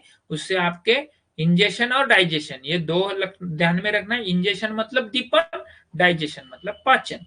उसको मुस्ता देना है या सूंठ देना है, ये आपको डिसाइड करना है। या अदरक गुड़ देना है उसका दीपन करने के लिए, या डाइजेशन करने के लिए मुस्ता धान्य जीरा देना है, ये आपको डिसाइड करना ही है। तो इसलिए आपको दीपन का भी द्रव्य पता होनी चाहिए, दीपन का कंडीशंस पता होनी चाहिए, डाइजेशन का द्रव्य पता होना चाहिए, डाइजेशन का कंडीशन पता होनी चाहिए। इस तरीके से आप पेशेंट्स की आहार शक्ति और जलन शक्ति को जाने जा सकते हैं। मैंने वो आप प्रवर, मध्यम, आवर ऐसा डिसाइड कर सकते हैं। सफिशिएंट क्वांटिटी का फूड, मॉडरेट क्वांटिटी का फूड और लिमिटेड क्वांटिटी का फूड। जलन शक्ति भी उस तरीके से 2 घंटे में, 4 घंटे में, 6 घंटे में डाइजेशन, ये आप जान सकते हैं। व्यायाम शक्ति ये भी सबसे इंपॉर्टेंट है अभी के दिन में। अभी के दिन में उसका ताकत कितना है शरीर का, तो वो कितने देर के बाद थक जाता है, ये भी आपको जानना है और उसको डिटेल में लेना है। कोई अभी आज का एक पेशेंट था, वो बोले मैं 10-12 किलोमीटर आराम से चल सकती हूँ, लेकिन जॉइंट्स का फ्लेक्शन एक्सटेंशन नहीं कर सकती हूँ। तो ये भी आपको जानना है कि उसको कौन सा एक्सरसाइज की जरन व्यायाम शक्ति अच्छी है उसकी। और उसके सब जो प्रॉब्लम्स है वो जॉइंट्स के रिलेटेड प्रॉब्लम्स है। अभी एक पेशेंट आया था, वो तो पंढरपुर वारी वगैरह करता है सब, वो एवियन हो गया उसको। वो तो 5 दिन में पंढरपुर वारी करने वाला एक पेशेंट था, अराउंड 250 किलोमीटर्स वो ये 5-6 दिन में कंप्लीट कर लेता है। तो ऐसे जो लोग रहते हैं, तो उसका व्यायाम शक्ति अच्छी है, लेकिन उसके वजह से उसने अगर वो व्यायाम शक्ति के साथ साथ उसका स्नेहन नहीं लिया, तो वो अपने आप कोलैप्स हो जाएगा कुछ दिन बाद। तो ये भी आपको जानना है व्यायाम शक्ति करते वक्त उसका ऑक्यूपेशन क्या है, न्यूट्रिशन कैसी है, क्योंकि जो लोग रहते हैं वो मल नरिश अगर हो जाते हैं व्यायाम वाले, तो उनको काफी प्रॉब्लम्स होते हैं। और दूसरा एक लोग है, एक्सरसाइज कुछ नहीं करेंगे, लेकिन वो मसल बिल्डिंग के लिए प्रोटीन खाएंगे, अंडा खाएंगे, चिकन खाएंगे, पनीर खाएंगे, मटकी खाएंगे, सोयाबीन खाएंगे, और उसके बाद उनको वात रक्त हुआ रहता है, शीत पित्त हुआ रहता है। ये सब सारे पेशेंट्स जो है हमारे ओपीडी में हमें रेगुलरली देखने को मिलते हैं। आज कल ही एक हमने कंटिन्यूसली 5 साल से वो ये खा रहा था, उसको 5 साल बाद कंपैरेटिवली शीत पित्त इतना हो गया कि एटेरेक्स, एलेग्रा, स्टीरॉइड्स लेके भी उसका कम नहीं हो रहा था। लास्ट वीक में हमने उसका एक वमन कर दिया, वमन में काफी कप गिर गया, और उसके बाद उसका शीत पित्त कंपैरेटिवली कम हो गया। अभी उसको कुछ दिन दवा दे देंगे, उसको एक छोटा सा विरेचन भी कर देंगे, और उसको बोला है कि आपको ये प्रोटीन चीजें जो है उसको अवॉइड करना है। अभी एक वात रक्त का पेशेंट था, वैसा ही सेम, उसको लीच लगा दी वहां पे, और वहां उसका दर्द आहिस्ता आहिस्ता कम होते गया। तो इस तरीके से हमें व्यायाम को भी जानना है। लोग अगर खाते और एक्सरसाइज नहीं करते, और आमवात का सबसे बड़ा इंपॉर्टेंट हेतु बताया हुआ है, खाना खा के एक्सरसाइज करने वाले लोग, इसके बारे में आपको जानना है। कुछ लोग एक्सरसाइज नहीं करते लेकिन खाना खाते और हेवी वर्क करते हैं, तो उनको बताना है आपको, एक तो जब आप हेवी वर्क करने वाले रहेंगे तो खाना एक तो कम खाओ आप, और आपको जब हेवी वर्क नहीं रहेगा तो काफी अच्छी तरह से आप खाना खा सकते हैं। तो इस तरीके से भी व्यायाम शक्ति को हमें जानना है। ये हमारा हेतु भी हो सकता है, चिकित्सा भी हो सकती है। कुछ लोगों को अच्छा योगासना करने को बोलो, उससे वो काफी ठीक हो जाते हैं। इससे आप व्यायाम शक्ति के ऊपर आप ट्रीटमेंट का प्लान भी पेशेंट्स का कर सकते हो। व्यायाम शक्ति को भी प्रवर, मध्यम, आवर, कोई भी 1 घंटा विदाउट एनी डिफिकल्टी एक्सरसाइज करता है तो उसको हम प्रवर बोलेंगे। अगर विथ लिटिल डिफिकल्टी मध्यम बोलेंगे, और उसको पॉसिबल ही नहीं है तो उसको आवर बोलेंगे। उसके साथ साथ वय परीक्षा, एज के हिसाब से बीमारियां होती रहती है। अगर कफ का वय है, सुबह बाल है, तो उसको कफ की बीमारियां ज्यादा होगी। अगर वही बाल अवस्था में वो कफवर्धक आहार, हम ज्यादातर देखते हैं कि बच्चे सुबह मतलब सुबह दूध बिस्किट लेंगे, उसके बाद दूध कॉर्नफ्लेक्स लेंगे या दूध हॉर्लिक्स लेंगे, शीरा लेंगे, नाचने की खीर लेंगे, अंडा ले लेंगे, फल फ्रूट ले लेंगे, उसके बाद ऐसा सब कफवर्धक आहार खाएंगे, और इधर पंप भी लेंगे। ऐसे बहुत सारे बच्चे मैंने देखे, उनका सिर्फ मैंने आहार में चेंज कर दिया, वो काफी ठीक हो गया। अभी लास्ट वीक का ही एक पेशेंट था, सुबह उसकी वो एक अंडा देती है, उसके बाद दूध और हॉर्लिक्स देती है, उसके बाद शीरा बनाती है, उसके बाद कुछ फल, एक कंपलसरी केला और चिक्कू देती है, और इधर दूसरी तरफ वो हर 15 दिन में आज बीमार पड़ रहा है, और उसके लिए सर्दी खांसी के लिए एंटीबायोटिक ले रहा है, सर्दी खांसी के लिए पंप ले रहा है, और उनके डॉक्टर ने ये बताया कि ये 5 साल ऐसा ही रहेगा जब तक वो 5 साल का नहीं होगा तब तक ये इसकी इम्यूनिटी ऐसी ही रहेगी। 5 साल के बाद अपने आप ये ठीक हो जाएगा, लेकिन वो 5 साल के बाद उसका कफ का जो शरीर है वो कम हो जाता है और उसके बाद वो अपने आप कम हो जाता है। लेकिन 5 साल तक उसकी वो जो विकृत कफ ने जो उसकी शारीरिक, मानसिक, बौद्धिक वाढ़ पे जो रोक लगा दी है वो नहीं जाएगी। तो हमें सिर्फ पेशेंट्स को ये भी बताना है 5 साल बाद ये जाएगा, लेकिन आपके ये 5 साल का होने तक जो भी आपकी शारीरिक, मानसिक और बौद्धिक वाढ़ होने वाली है उसमें रोक लग जाएगा। यही आप थोड़ा सा चेंज करते हो, कफवर्धक आहार कम कर देते हो तो अपने आप आपकी बीमारियां ठीक हो जाएगी। दूसरा हमने देखा है पित्त में, बहुत सारे लोग जो है जब यंग एज रहता है तो यंग एज में कुछ भी खाते हैं, कैसा भी रहते हैं, उनको तकलीफ नहीं होती है। लेकिन जैसा ही वात का एज उनका शुरू हो जाता है उनको पित्त की बीमारियां शुरू हो जाती है। ऐसे बहुत सारे पेशेंट्स में हमने देखी है। तो हम यही बताते हैं लोगों की आपको अभी आपका पित्त का शरीर है, पित्त स्थिर करने का काम करता है।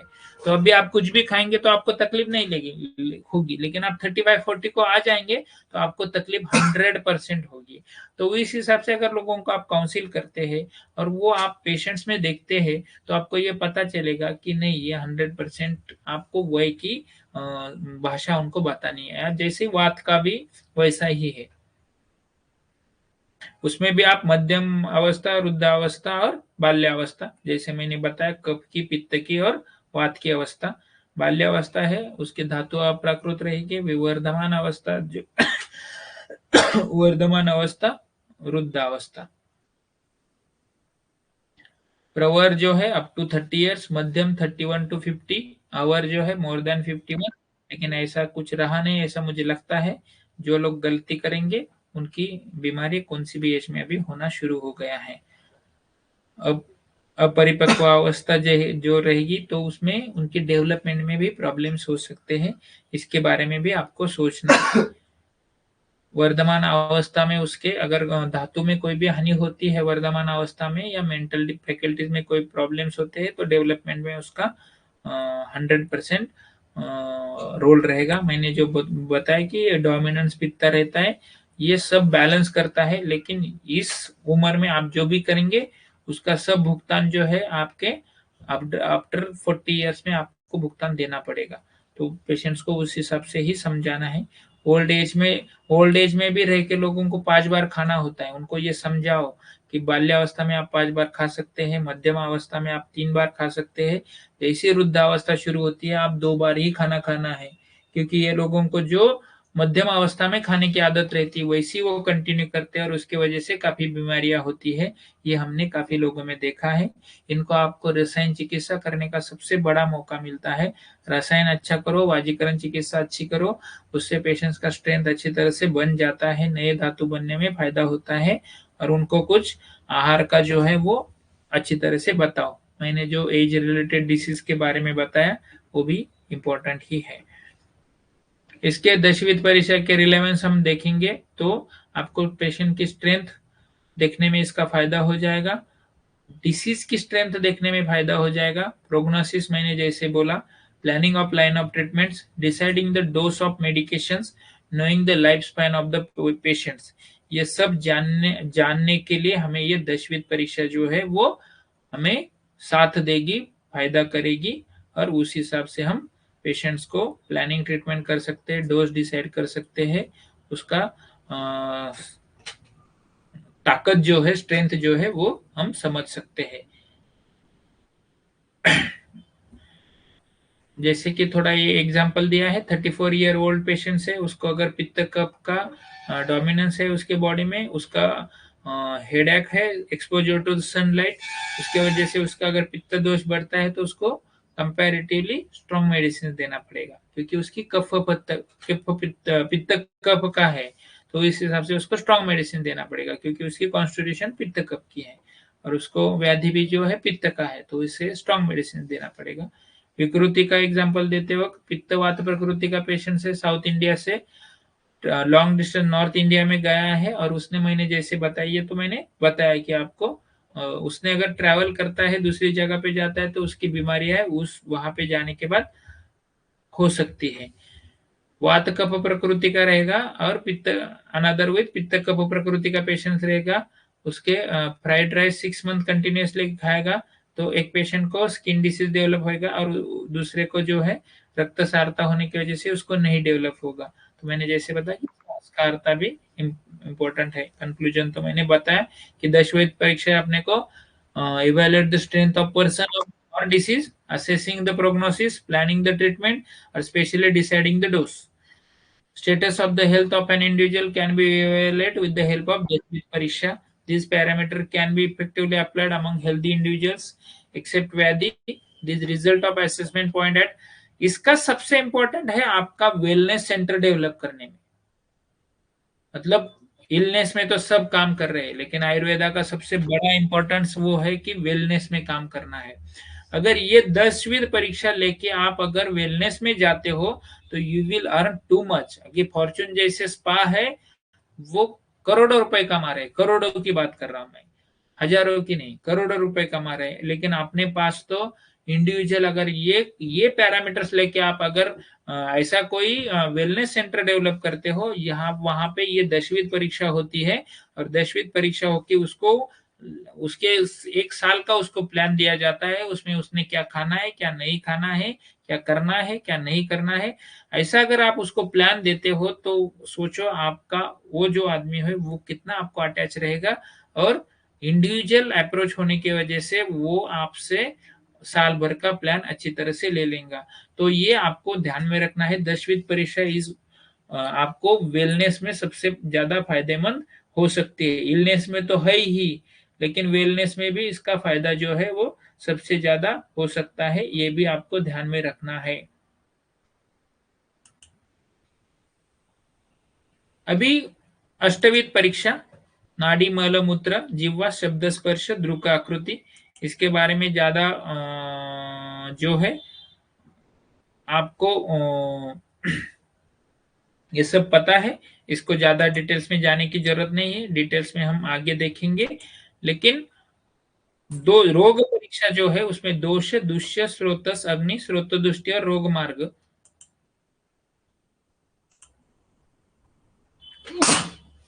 सॉरी, मैंने बोला कि अभी हमने रोगी की परीक्षा की। अभी रोग की परीक्षा करते वक्त हमें ये 5 चीजें सॉरी ये 6 चीजें हमेशा ध्यान में रखना है कि कौन सा दोष बढ़ा हुआ है, कौन से स्थान में बढ़ा हुआ है, उसके सिम्टम्स क्या है, वो कौन सी अवस्था में बढ़ा है, उसकी गति क्या है।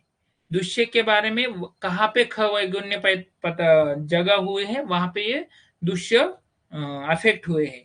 स्रोतस के बारे में कौन से स्रोतस के सिम्टम्स आ रहे हैं। अग्नि के बारे में उसका अग्नि कैसा है, मंद है, आम है, सम है, विषम है, तीव्र है। स्रोतो दृष्टि के बारे में हमें उसका मतलब क्या हुआ है, अति प्रवृत्ति हुआ है, संग ऑब्स्ट्रक्शन हुआ है, या कहीं पे उसका सिराज ग्रंथि हुआ है, या कहीं पे वो विमार्ग हुआ है। तो रोग मार्ग में शाखागत है, मर्मगत है, या अस्थि संधिगत है, यह हमें जानना ही है। ये 5-6 चीजें अगर आप जानते हो तो पेशेंट्स का ट्रीटमेंट करना काफी आसान हो जाता है। फिर आपको क्लिनिकल डायग्नोसिस, उसका differential diagnosis, pathological, radio diagnosis, इसका भी हेल्प लेके आप पेशेंट को समझा सकते हैं।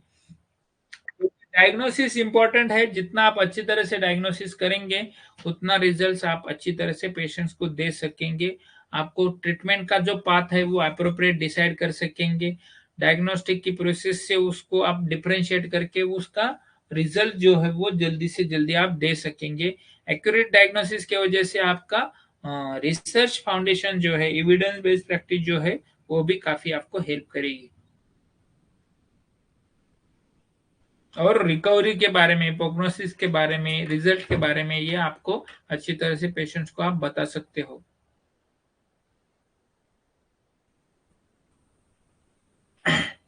डायग्नोसिस में मैंने जैसे बोला कि आपको ये 10 फोल्ड ध्यान में रखना है। 10वीं परीक्षा, 8 फोल्ड अष्टविध परीक्षा और रोग परीक्षा के बारे में पूर्व रूप, रूप, उपशय, अनुपशय, संप्राप्ति, ये आपको ध्यान में रखना है। इसका कलेक्टिव इंफॉर्मेशन लेके आपको डिसाइड करना है और उसके बाद उसका डायग्नोसिस आपको करना है। और यही डायग्नोसिस के ऊपर आपको चिकित्सा का तत्व डिसाइड करना है। सिर्फ 2 मिनट, आपके किसी के कुछ क्वेश्चंस रहेंगे तो ले लेते हैं।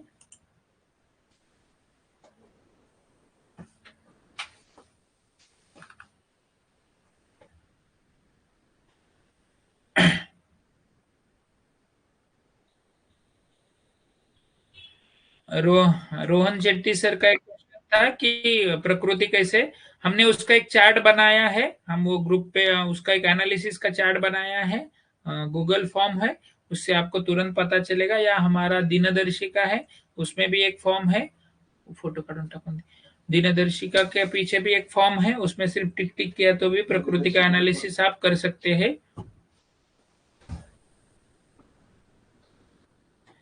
कफ अवृत्त पित्त वात की संप्राप्ति विघटन में क्या करें? कफ अवृत्त पित्त है तो पहले कफ का पाचन करना चाहिए और उसके बाद पित्त का शमन करना। जिसका अवृत्तत्व है उसका पहला चिकित्सा करना होता है, और जिसके ऊपर अवृत्तत्व है उसका बाद में चिकित्सा करना होता है। लेकिन इसमें कफ अवृत्त पित्त में आपको कफ के लिए उष्ण द्रव्य देने पड़ेंगे। जैसे ही कफ का पाचन होता है उसके बाद पित्त के लिए आपको शामक चिकित्सा देनी पड़ती है। तो थोड़ा सा ये दुष्चिकित्सा होता है, लेकिन ध्यान देके अगर करते हैं तो बराबर ये हो सकता है। इसको ऑप्शन नहीं है, फास्ट ही होगा ये, क्योंकि मतलब 1 घंटे में आपको दोनों ही हमें बताना है। इसलिए हमने वो जो 6 महीने का जो कोर्स उसी के लिए डिसाइड किया है कि वो हर चीज को अच्छी तरह से समझाया जाएगा आपको। ये सिर्फ ट्रेलर है, पिक्चर अभी बाकी है। माधव निदान ले सकते हैं, उसमें काफी अच्छी तरह से है।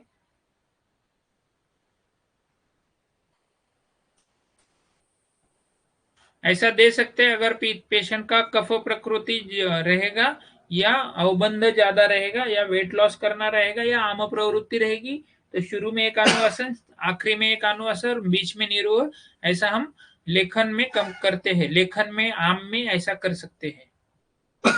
ओल्ड एज के लिए अश्वगंधा, शतावरी, विदारीकंद, बला और सुंठ इसका सबसे बेस्ट रसायन हम यूज करते हैं। काफी अच्छा रिजल्ट उसमें आता है। पीपीटी भी शेयर करेंगे आपको।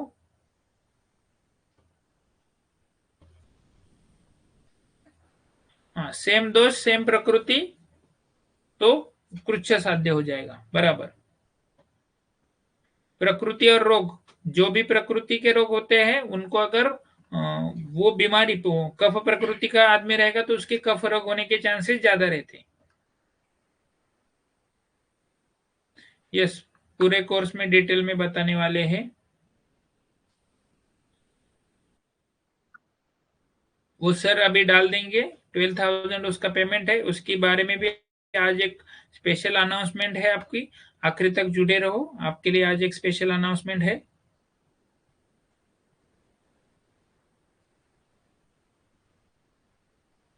डायबिटीज में कंपलसरी स्टॉप करना है कर्ड को, उससे कफ बढ़ता ही।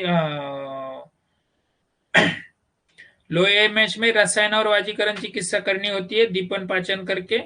अभी चिकित्सा के बारे में हम जानेंगे। चिकित्सा जो है, तो चिकित्सा में हमें बहुत, अभी हमने दोष देखे, दुष्य देखे, स्रोत देखे, बल देखे, तो हमें चिकित्सा के बारे में भी जानना है। चिकित्सा करते वक्त हम हेतु विपरीत, दोष विपरीत, व्याधि विपरीत, ये तो 3 आपको बेसिक ही ध्यान में रखना है। हेतु विपरीत भी बताना है, दोष विपरीत भी बताना है, और व्याधि विपरीत भी बताना है। तो इससे आपको पेशेंट को ट्रीट करने में काफी फायदा हो जाता है, क्योंकि हमारा एम जो है दोष धातु मलानाम च साम्यकृत, इन सबको हम साम्य करना है, इसी को ही चिकित्सा बोलते हैं। तो दोष जो बढ़ा हुआ है उसको कम करो, जो कम हुआ है उसको बढ़ाओ। धातु जो है वो अगर बढ़ा हुआ रहेगा तो उसको कम करो, कम रहेगा क्षय रहेगा धातु का तो उसको बढ़ाओ। मल का जो है वो अच्छी तरह से अनुलोम हो जाए, इसके ऊपर ध्यान दो। या उसके जो दोष धातु मलों के रुद्धि क्षय के लक्षण भी आपने अगर याद कर लिया अच्छी तरह से, तो उससे आपको काफी फायदा हो जाएगा। चिकित्सितम व्याधिहरम पथ्यम साधनम औषधम प्रायश्चित्त प्रशमन प्रकृति स्थापनम हितम, मतलब हमारे चिकित्सा का जो एम जो है, तो उसको नॉर्मलाइज करना, यही हमारा चिकित्सा का एम है। चिकित्सा के लिए 4 चतुष्पाद सबसे इंपॉर्टेंट है, विषक, द्रव्य, उपस्था और रोगी। कोई भी चिकित्सा करनी है तो हमें ये 4 चीजें सबसे इंपॉर्टेंट है, चिकित्सक, उपस्थता, औषधि। विषक के बारे में ऐसे बोले हुए कि उसका medical knowledge, practical knowledge, discipline और क्लीननेस, ये ज्यादा अच्छी तरह से होना चाहिए। मेडिकल नॉलेज तो हम अभी ले ही रहे हैं। इस तरीके से हमें जितना हो सके, more you learn more you earn, जितना हम सीखते हैं उतना सीखना चाहिए और उससे हमें अच्छी तरह से रिजल्ट्स आने में फायदा हो जाता है। जितना हम प्रैक्टिकली देखें उतना देखने चाहिए, पेशेंट जितना हम देख सकेंगे उतना देखना चाहिए, उससे हम काफी अच्छे रिजल्ट्स पेशेंट को दे सकते हैं। द्रव्य के बारे में अच्छा ड्रग होना चाहिए, इजीली अवेलेबिलिटी होनी चाहिए, उसके डिफरेंट डिफरेंट फॉर्म हमें बनाते आने चाहिए और डिजायर क्वालिटी का भी होना चाहिए, मतलब बहुतम योग्यतम अनेक विध कल्पना संपत्त औषध होना चाहिए। उपस्थाता जो है आपका स्टाफ भी सबसे इंपॉर्टेंट होता है चिकित्सा में, उसका भी संभालने की हमेशा ये रखो, क्योंकि वो आपसे ज्यादा पेशेंट के साथ वो रहता है, तो वो नॉलेजेबल रहना होना चाहिए, उसका डिसिप्लिन होना चाहिए, अफेक्शनेट रहना चाहिए और हाइजीन उसका अच्छा होना चाहिए। रोगी के बारे में भी अभी हम किसी को डिनाई नहीं कर सकते, उसका मेमोरी कम रहेगा या ओबीडियंट नहीं रहेगा, लेकिन ये जो पेशेंट्स रहते हैं ये काफी अच्छी तरह से फॉलो करते हैं। चिकित्सा के बहुत सारे प्रकार हम यूज कर सकते हैं या जान सकते हैं, जैसे कि शुद्ध चिकित्सा, अशुद्ध चिकित्सा, ऊर्जस्कर, रोगनुत, विविधोपक्रमे ब्रूहन, लंघन, षड्विधो क्रम में हम ब्रूहन, लंघन, स्नेहन, रुक्षन, स्तंभन, स्वेदन, शोधन, शमन, दैव्यापश्रय, युक्तिव्यापश्रय, सत्वावजय, अंतर परिमार्जन, परिमार्जन, शस्त्र प्रणिधान, द्रव्य रूप, अद्रव्य रूप, हेतु प्रत्यनिक, व्याधि प्रत्यनिक, उभय प्रत्यनिक, विकार अनुत्पत्तिकर चिकित्सा, विकार प्रशमनी चिकित्सा, ये अराउंड 10 प्रकार से हम चिकित्सा पेशेंट्स को कर सकते हैं। तो हमें डिसाइड करना है कि कब कौन सी चिकित्सा किस पेशेंट्स को करनी है। अब अभी देखेंगे पांचभौतिक वाले अलग है या पंचकर्म वाले अलग है, सिर्फ दवा देने वाले अलग है, ऐसे बहुत सारे आज भी, या परंपरा वाले अलग है, मतलब हर एक सर की अलग अलग परंपरा है, या रस वाले अलग है, सिर्फ द्रव्य मतलब सिर्फ हर्बल यूज करने वाले अलग है। तो ऐसे काफी टाइप की चिकित्सा आपको सुनने को मिलेगी, लेकिन आपका जिसमें स्टडी है, जिसमें आपकी गति है, वही चिकित्सा आपको देनी है, ये ध्यान में रखना। बहुत सारे ऑप्शंस आपके सामने आ जाएंगे, कोई पेशेंट्स को लीच से ठीक करेगा, कोई कपिंग से ठीक करेगा, कोई विद्युत से करेगा, कोई अग्नि से करेगा, कोई लेप से करेगा। तो ये सब मॉडलिटीज आपके सामने आएगी, लेकिन आपको ये डिसाइड करना है कि ये पेशेंट्स को मुझे क्या करना है, कैसे करना है। यही हम ये 6 महीने में यही हम सीखने वाले हैं कि कौन से पेशेंट्स को कौन से डायग्नोसिस को क्या ट्रीटमेंट देना है और कौन सा प्रोसीजर उसके ऊपर करना है, वमन कब करना है, विरेचन कब करना है, उसको अग्निकर्म कब करना है। कोई भी आम का पेशेंट है और उसको आप अग्निकर्म करने जाएंगे तो उसको रिजल्ट नहीं मिलेगा, लेकिन आमवात का पेशेंट से उसको लीच लगाएं तो he will get good result. अभिघात का पेशेंट से उसको लीच लगाएंगे, he will get good result. अभिघात के पेशेंट को रुक्त दृष्टि रहती, उसमें आप अग्निकर्म विद्यकर्म करने जाएंगे तो रिजल्ट नहीं आएंगे। वही प्योरली वात का पेशेंट है और उसको आप अग्निकर्म करते हैं तो he will get immediate result. मांसगत वात का पेशेंट है, उसको आप कपिंग थेरेपी करते तो he will get good result. तो कौन सी थेरेपी कब करना है, कौन से पेशेंट्स को करना है, यही हम ये 6 महीने में अच्छी तरह से समझने वाले हैं। ये सिर्फ आपको ध्यान में रखना है कि कौन सी तरीके की चिकित्सा होती है। कभी हमें स्वास्थ्य ऊर्जस्कर या अर्थस्य रोगुणित, मैंने जैसे बोला कि वेलनेस में हम काफी काम कर सकते हैं, कुछ चीजें होती है जो हमें वेलनेस में भी अच्छी तरह से, अभ्यंग महोत्सव हम निर्विकार में लेते हैं हर महीने में 2 महीने में, तो वो ये हो गया स्वस्थ ऊर्जस्कर चिकित्सा, या पादाभ्यंग है, नेत्र तर्पण है, शिरोधारा है, ये स्वस्थ ऊर्जस्कर चिकित्सा भी आप अच्छी तरह से लोगों को प्रमोट करके कौन से क्लास को, अभी जो आईटी के लोग हैं उनका स्ट्रेस ज्यादा है, उनको कंप्यूटर ज्यादा है, तो हम उनको नेत्र तर्पण शिरोधारा महीने में 1 बार 2 बार किया करो, तो उससे आपका ये दोनों का हेल्थ अच्छा रहेगा। ऐसा भी आप कर सकते हैं, बता सकते हैं, समझा सकते हैं। या कोई कंटिन्यू ट्रैवलिंग करने वाला रहेगा तो उसको स्नेहन स्वेदन बोलो, एखादा बस्ती लेने को बोलो, उनको बस्ती दे सकते हैं। या किसी का ज्यादा बैठ के काम है तो उस हिसाब से उसको थोड़ा सा लवन पोटी निवेदन दे दो। इस तरीके से अलग अलग सेक्शंस में आप अलग अलग सिर्फ उसका स्वस्थ ऊर्जस्कर, इसमें काफी बड़ा काम आप कर सकते हो। अर्थस्य रोगों तो वो है ही, जो डिसीज आएगा उसको आपको ट्रीट करना है। ये जो ट्रीटमेंट है जिसका जिसको अपतर्पण हुआ है उसको ब्रूहन चिकित्सा दे दो, जिसका रुक्षण हुआ है उसको स्नेहन चिकित्सा देखो, जिसका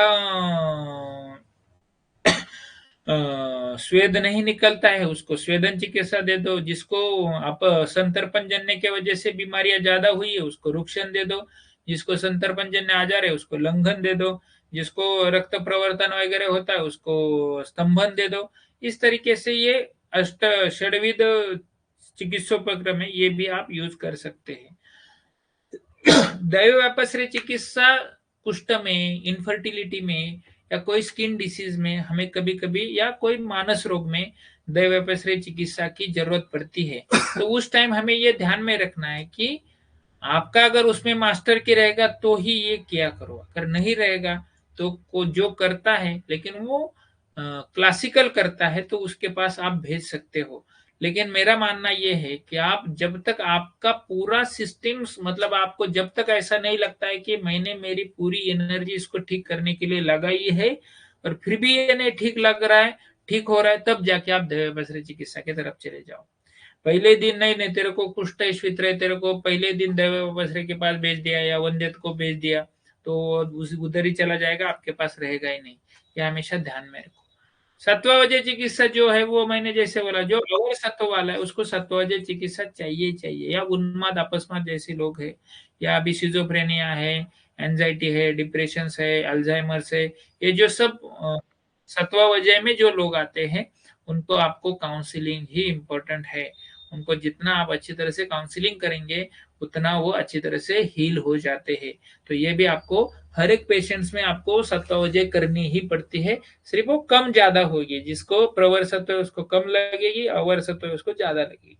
युक्ति व्यापश्रय चिकित्सा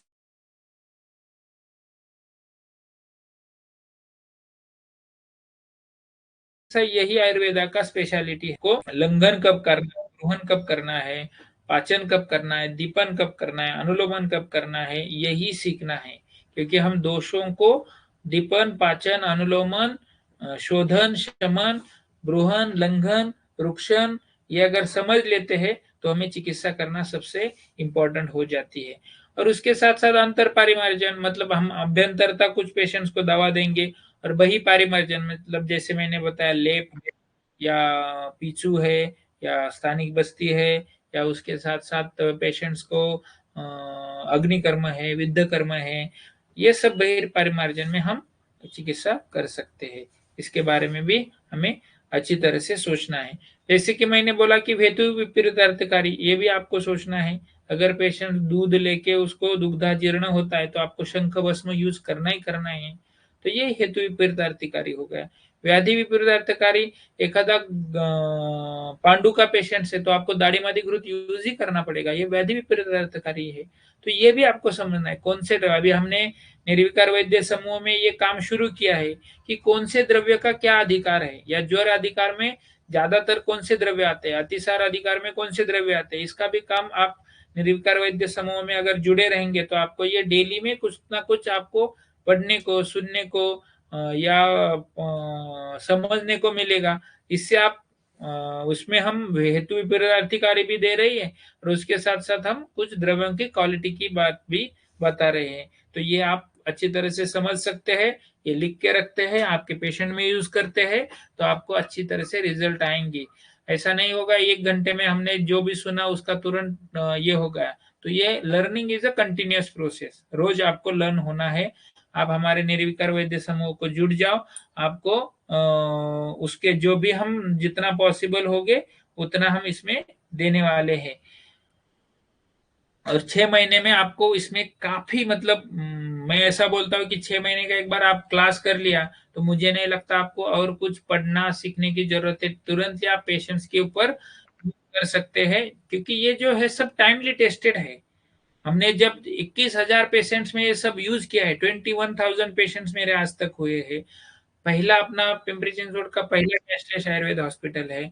अराउंड हम डेली 25+ पंचकर्मा करते हैं, तो सब उसके डूज डोंट्स, उसके ऊपर आने वाले प्रॉब्लम्स, उसका सॉल्यूशंस, और हम मतलब जो दवा यूज किए जो पेशेंट्स के ऊपर किया है तो उसका पूरा हम आपको एक्सप्लेन करने वाले कि कौन से डिसीज में कौन सी चिकित्सा में क्या सोचना है।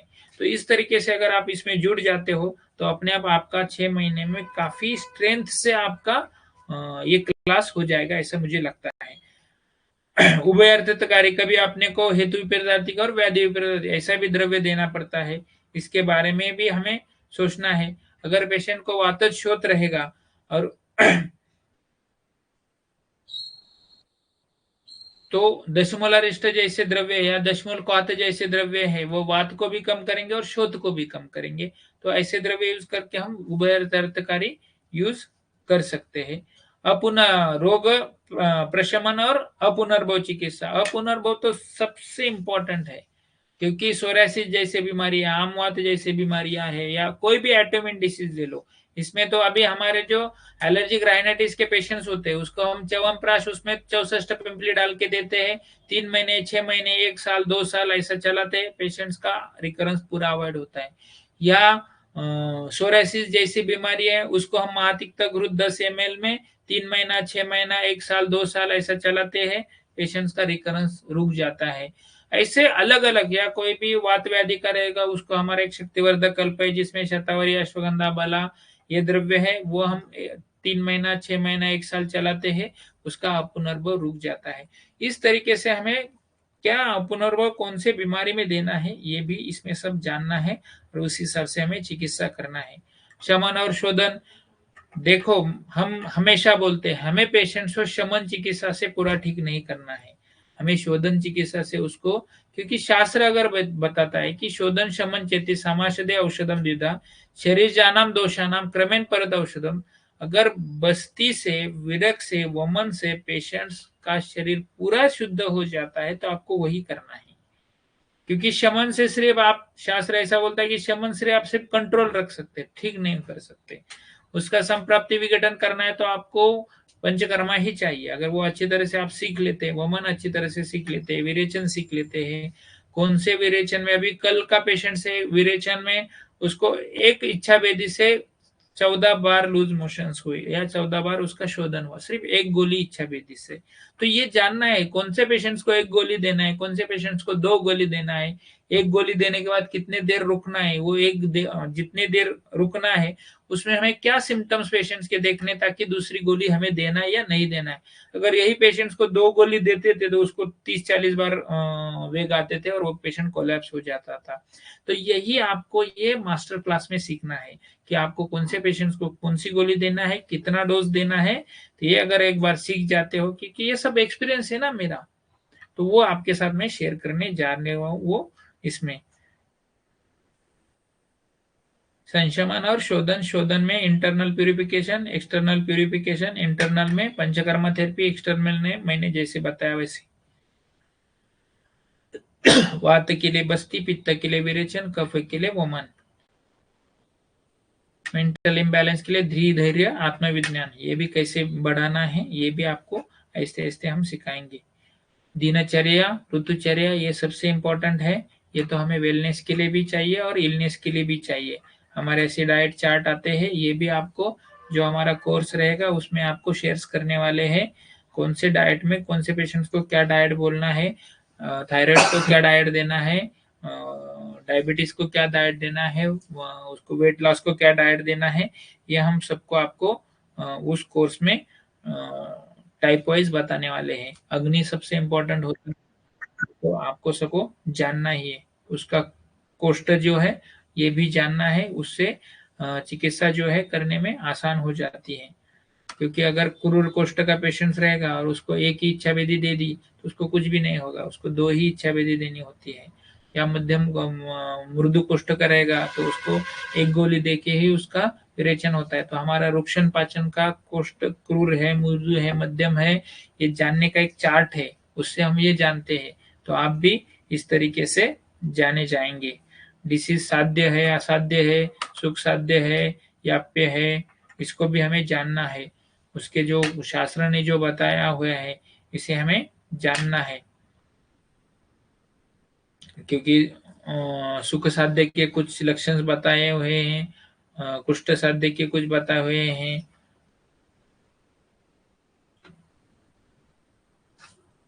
कुष्ठ साध्य के कुछ बताए हुए हैं, अनुपक्रम में क्यों कुछ बताए होंगे। इस तरीके से हमें पेशेंट्स को, और पेशेंट्स को हमें कौन से पेशेंट्स को नहीं लेना है ये भी हमें जानना है, क्योंकि पहला ये राइट्स नहीं था लीगली हमें, लेकिन आज लीगली हमारे पास ये राइट्स है कि we can reject the patients.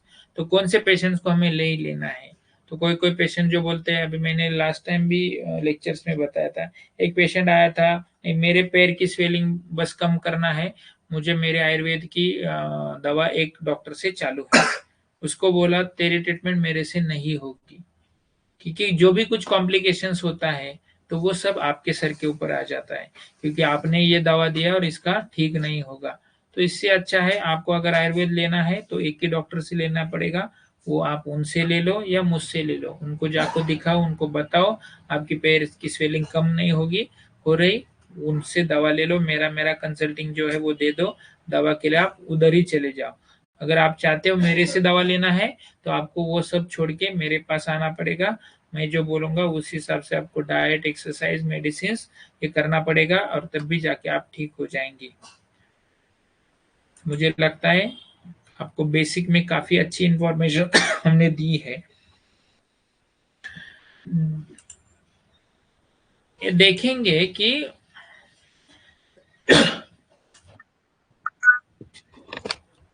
पा सकते हैं संधिवात में, अगर उसका सिर्फ संधिवात ही रहेगा तो 1 माह तक मात्रा बस्ती देकर अच्छे रिजल्ट मिल सकते हैं। हम 21 दिन का देते हैं, उसके बाद 10 दिन का गैप देते हैं, वापस 21 दिन का देते हैं, ऐसे 63 डेज तक भी देते हैं। हाँ, कोर्स में क्लास के बाद नोट्स भी देने की मतलब अच्छी सलाह है ये। नोट्स के बारे में भी हम इस सोचा नहीं था, लेकिन हमने देने का, लेकिन सोचेंगे और आपको नोट्स भी दे देंगे, ताकि वो अच्छा एक कंपाइलेशन आपको मिल जाएगा और हमारे पास भी रहेगा।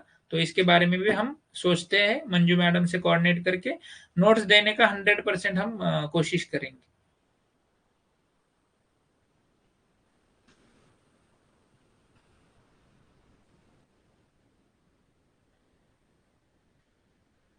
सिक्स मंथ का जो कोर्स है वो 26 को चालू होने वाला है और आगे 6 महीने चलेगा, 26 जून तक चलेगा, जुलाई तक चलेगा, 26 जुलाई तक चलेगा। ठीक है, अनाउंसमेंट ये थी, अगर आपको, आप अगर देखते हो तो मोस्ट ऑफ इस सिखाने का हमने कॉलेज में around 1.5 lakh per month per year ऐसा मिनिमम खर्चा किया रहता है, फिर भी हम इतना नहीं जानते हैं, ना हमने इतने पेशेंट्स देखे होते हैं, ना इतना एक्सपीरियंस। मतलब 21,000 पेशेंट्स देखने वाला आपके आयुर्वेद कॉलेज में या आप जहाँ पे भी सीखे हो वहां पे कौन है मुझे बताओ। 21,000 पेशेंट्स आयुर्वेदा से देखने का, आयुर्वेदा से ट्रीटमेंट देने का, और उसके लिए आपने कितना फी दिया है? 1.5 लाख मिनिमम आपने 1 साल के लिए दिया, उससे भी ज्यादा दिया है लेकिन मिनिमम। लेकिन ये जो कोर्स है ये हमने ना 1.5 लाख में रख के, ना मतलब उसका एक जीरो कम करके 15,000 में भी नहीं रखा, वो सिर्फ 12,000 में रखा है। आज का ऑफर ऐसा है, अगर आज 12 बजे तक आप ये कोर्स कर लेते हो, रजिस्टर कर लेते हो, तो सबको, जो लोग रजिस्टर करेंगे उनको कॉम्प्लीमेंट्री हम 3 दिन का ऑफलाइन भी ट्रेनिंग देने वाले हैं। उसके साथ साथ उनको ये कोर्स जो है उसके नोट्स भी हम देने वाले हैं, और उसके साथ साथ उनको हम मतलब how to develop the Ayurveda practice, इसके बारे में भी हम, ये जो 6 महीने का कोर्स है उसमें काफी इंफॉर्मेशन जो है वो देने वाले हैं। क्योंकि 13 साल के प्रैक्टिस में 15 बेड का आयुर्वेद हॉस्पिटल बनाना, उसमें सीजीएचएस लाना, उसमें कैशलेस इंश्योरेंस लाना, और ये बन के भी 51 बेड का एम रखना, जिसका बैकग्राउंड जीरो है, जिसका ना कोई फैमिली में डॉक्टर है, एक फार्मर का मैं बेटा हूं, तो आपको ये सब कैसे कर सकते हैं इसके बारे में आपको हम बता सकते हैं, बताने वाले हैं। आज अगर 12 बजे तक आप रजिस्ट्रेशन करते हो तो जो 12,000 का जो मतलब 15,000 का जो कोर्स है वो 12,000 में आपको मिलेगा। और मैं ऑर्गेनाइजर से पूछता हूँ कि और थोड़ा 12 बजे तक इनको थोड़ा और एक 2,000 का ये आपको डिस्काउंट देते हैं, तो आज 12 बजे तक आप अगर रजिस्ट्रेशन करते हो तो आपका जो ये जो कोर्स है वो 10,000 में हम देने को उनका रिक्वेस्ट करते हैं। लेकिन 1-2 मिनट मुझे दे दो, मैं मैडम से बात करता हूँ कि ये पॉसिबल है क्या।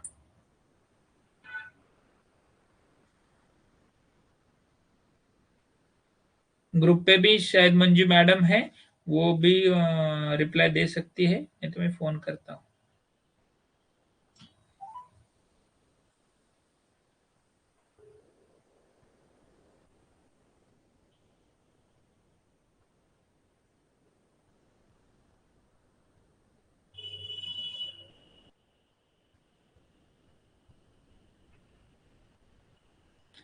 मैडम मुझे लगता है कि ये जो हमारे 117 लोग हैं, इनके लिए आप स्पेशल एक 2,000 का डिस्काउंट अगर देती है। हेलो। ये जो हमारे 117 लोग हैं, ये आज अगर रात को 12 बजे तक रजिस्टर करते हैं तो उनको एक 2,000 का अगर आप डिस्काउंट देती है और तो 10,000 उनके लिए फी कर देती है, तो मुझे लगता है अच्छा रहेगा। चलेगा। लेकिन आज 12 बजे के बाद ये नहीं होगा, 12,000 ही फी लगेगी आपको, ये मैडम ने थोड़ा इंश्योर किया है। ठीक है, आप लोगों के लिए मैडम से मैंने बात कर ली है, 10,000 में आप सब लोग रजिस्टर्ड हो जाओ। आपको सीखने को 100, आपके जो 10,000 है 101% मैं बोलता हूँ ये वेस्ट नहीं जाएंगे। ये 10,000 का आपको 10 लाख कब मिलेंगे ये आपको भी पता नहीं चलेगा, ये इसकी गारंटी मेरी है। सिर्फ आप में उसमें प्रॉपरली ये करना है। आज एक सम अमाउंट देके आप बुक करो, मैं मैडम को ये भी रिक्वेस्ट करता हूँ, आज एक सम अमाउंट देके बुक करो और एक 2-3 दिन में रिमेनिंग अमाउंट आप दे देना, लेकिन उससे ज्यादा आपको ये नहीं मिलेगा, स्पैन ज्यादा नहीं मिलेगा। आज एक सेम सम अमाउंट देके बुक कर दो और मैडम यहाँ पे आप ये डाल दो उसका डिटेल्स, कौन से अकाउंट को आपको भेजना है वो जरा डिटेल डाल दो। और जो लोग का इंस्टॉलमेंट चाहते हैं उनका इंस्टॉलमेंट ज्यादा नहीं मिलेगी, 2-4 दिन का ही गैप मिलेगा आपको। आज सम अमाउंट देके बुक करो और 2-4 दिन में आप रिमेनिंग अमाउंट कर दो, ऐसा मुझे लगता है। ये नोट्स का अच्छा डाला मैडम ने, इसके बारे में हमने सोचा नहीं था, लेकिन नोट्स के ऊपर हम काम करते हैं ताकि वो एक आपके पास रह जाएगा। इसका मतलब आज का आपका ये बोलेंगे कि बोनंजा क्या या बोनस बोलते हैं, तो बोनस आपको ये रहेगा कि नोट्स हम रिटर्न में दे देंगे आपको, ये करेंगे इस पे। फोन पे भी मैडम से मैडम डाल देंगी, अभी फोन पे भी हो सकता है, मैडम डाल देंगी डिटेल्स। मैडम थोड़ा डिटेल्स डाल दो जरा।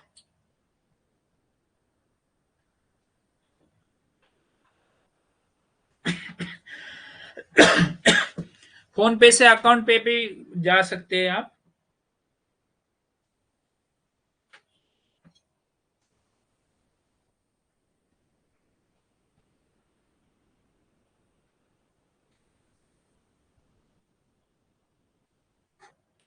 हाँ, फोन पे भी कर सकते हैं, मैं डाल देता हूँ डिटेल्स।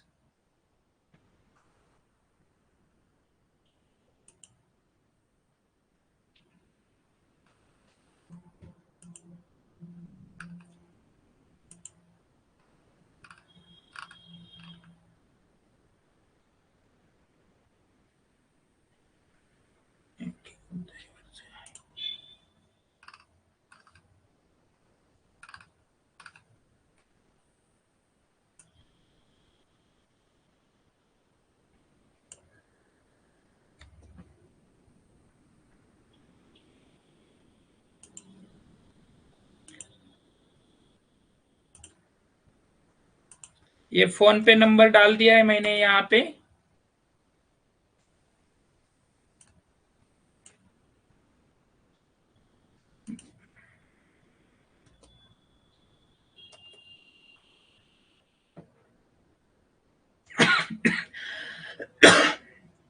और बैंक अकाउंट भी सेपरेटली डाल देता हूँ।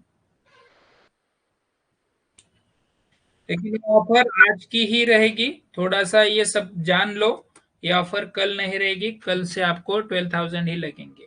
जिसके पास थोड़ा सा इंस्टॉलमेंट का प्रॉब्लम्स रहेगा वो आज भर दो और बाकी जो रहेंगे वो एक 4-5 दिन में भर दो।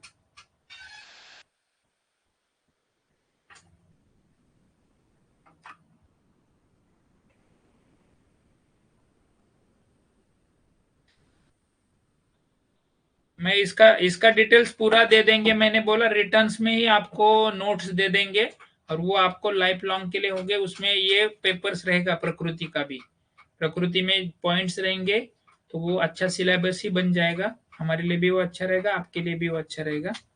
ठीक है।